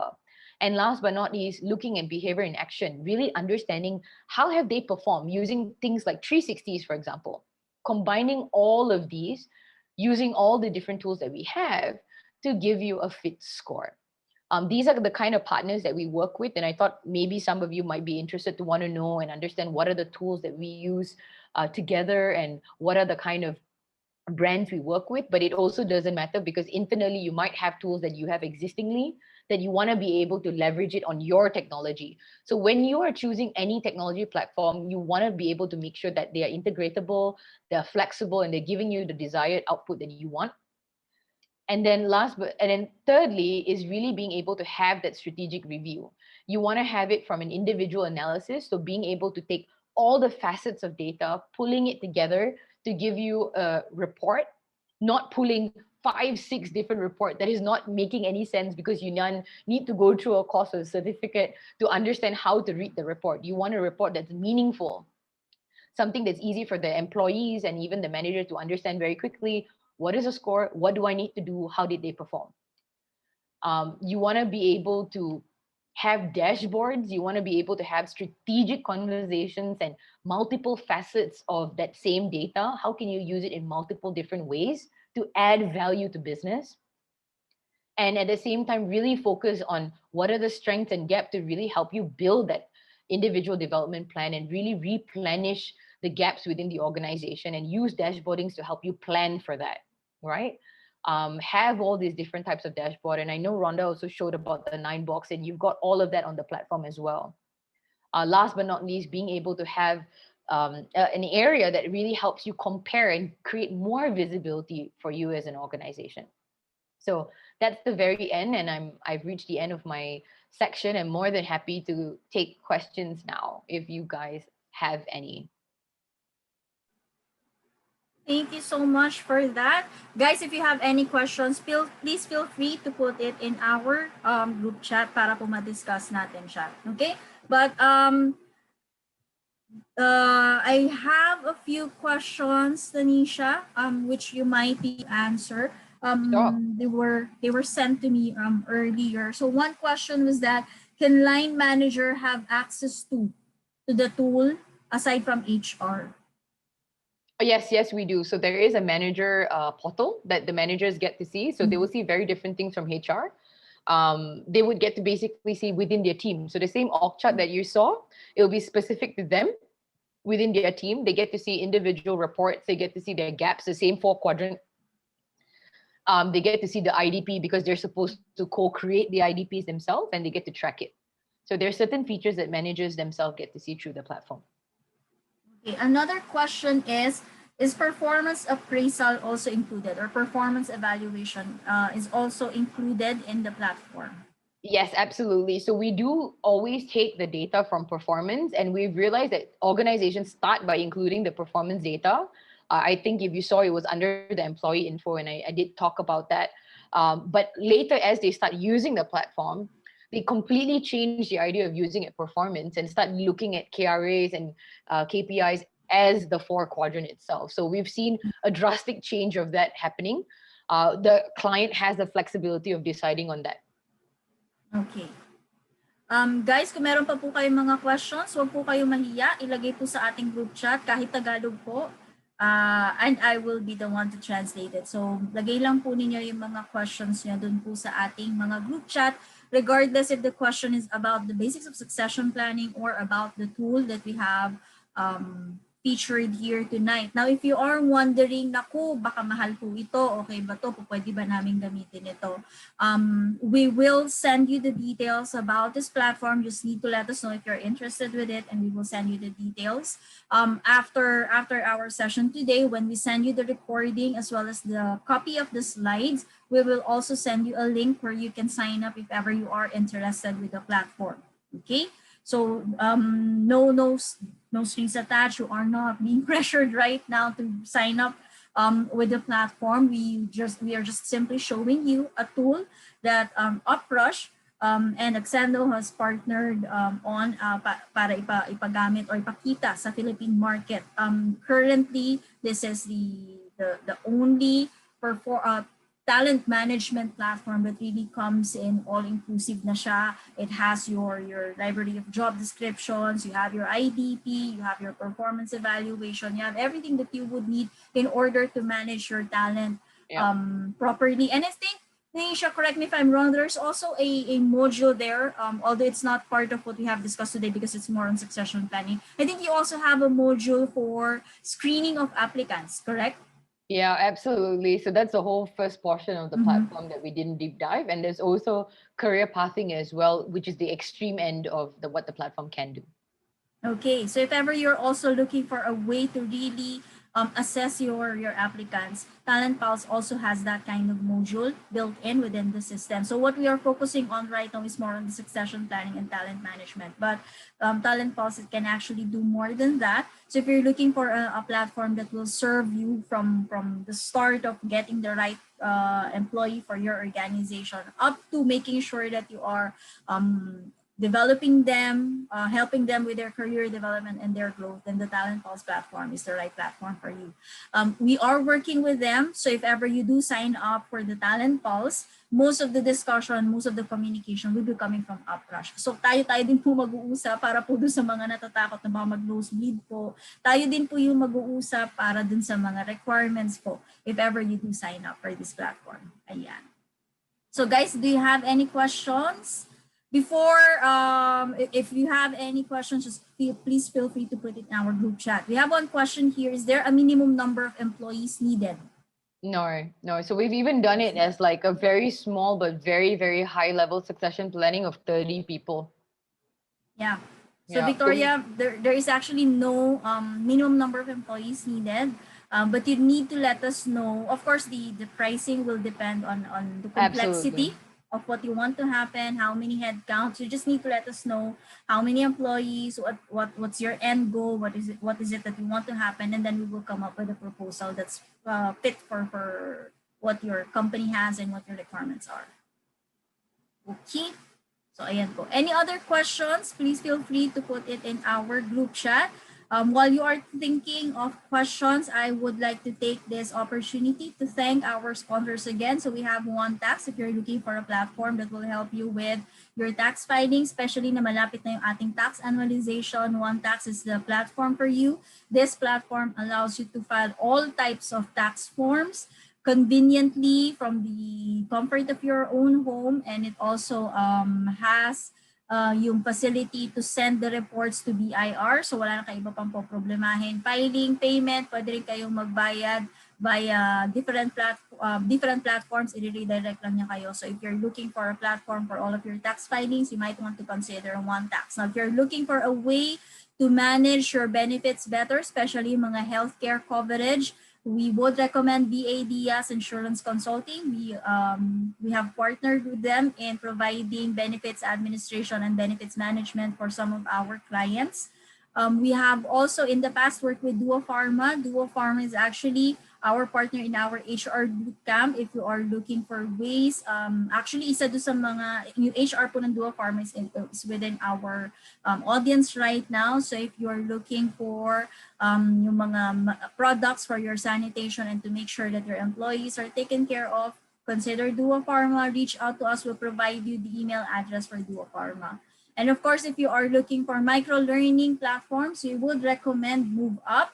MoveUp is an app. Actually, you can download it from iOS and Android, and then you can have your employees sign up learn or go through courses, we actually have a channel here in MoveUp where you can attend some of the common webinars that we have based on your own pacing. So hindi siya kailangan na dire-diretso. You can like a lot about 1 hour, 2 hours per day to finish all of the topics within the platform. Ayan po. Okay, may questions pa po ba tayo mga kapatid sa pananampalataya? Meron pa po ba tayong mga katanungan at meron pa po ba tayong gustong ipahabol na kaalaman tungkol po sa platform or tungkol po sa basics of succession planning? Now, like what I've mentioned earlier, you can't do succession planning all on your own. So please don't try. It will really take up a lot of your time. So it's much better if you have a platform that can help you. And the reason why we have partnered with Accendo and why you are pushing this platform, because there are very little, I don't know of any company that has a platform that is as comprehensive as what Accendo has to offer.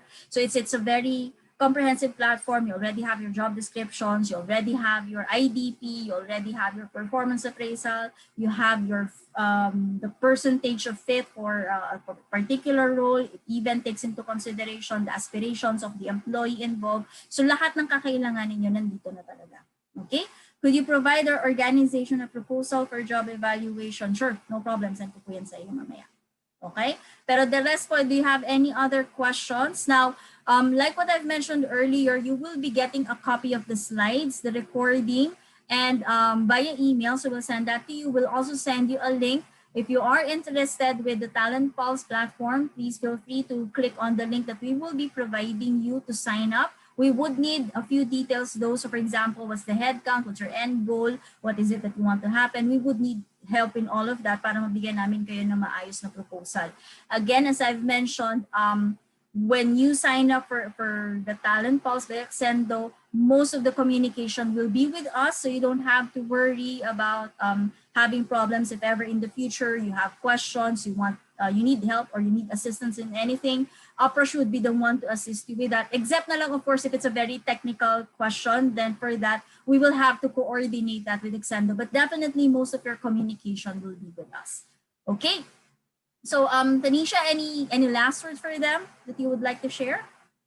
I think this is a very interesting opportunity. I'm really excited to see the product get into Philippines. It's really, really exciting. I think I did not introduce myself as the head of product. So I'm really, really excited for any kind of questions or even comments about the platform that they've seen.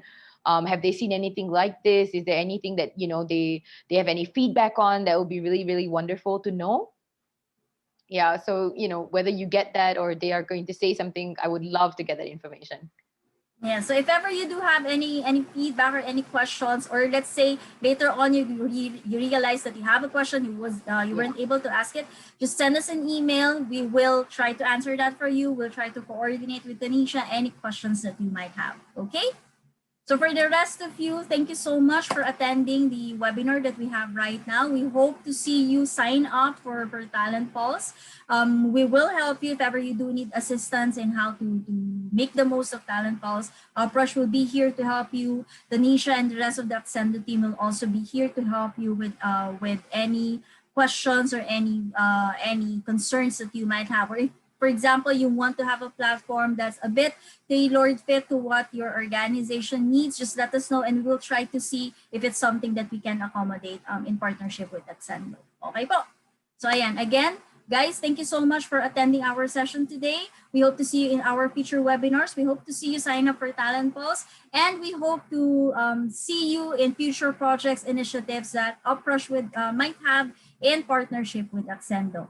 Again, this is Rona. With me is Tanisha, the head of products from Accendo. We would like to thank you for the time that you spent here tonight, learning about the basics of succession planning and learning about one tool that you can use, not just for succession planning, but for the whole talent management and performance management as well. Okay? Thank you so much, everyone. Stay safe and have a great day. Bye-bye. Thanks, Rhonda. Thank you, everybody. Have a great one. Bye. Bye.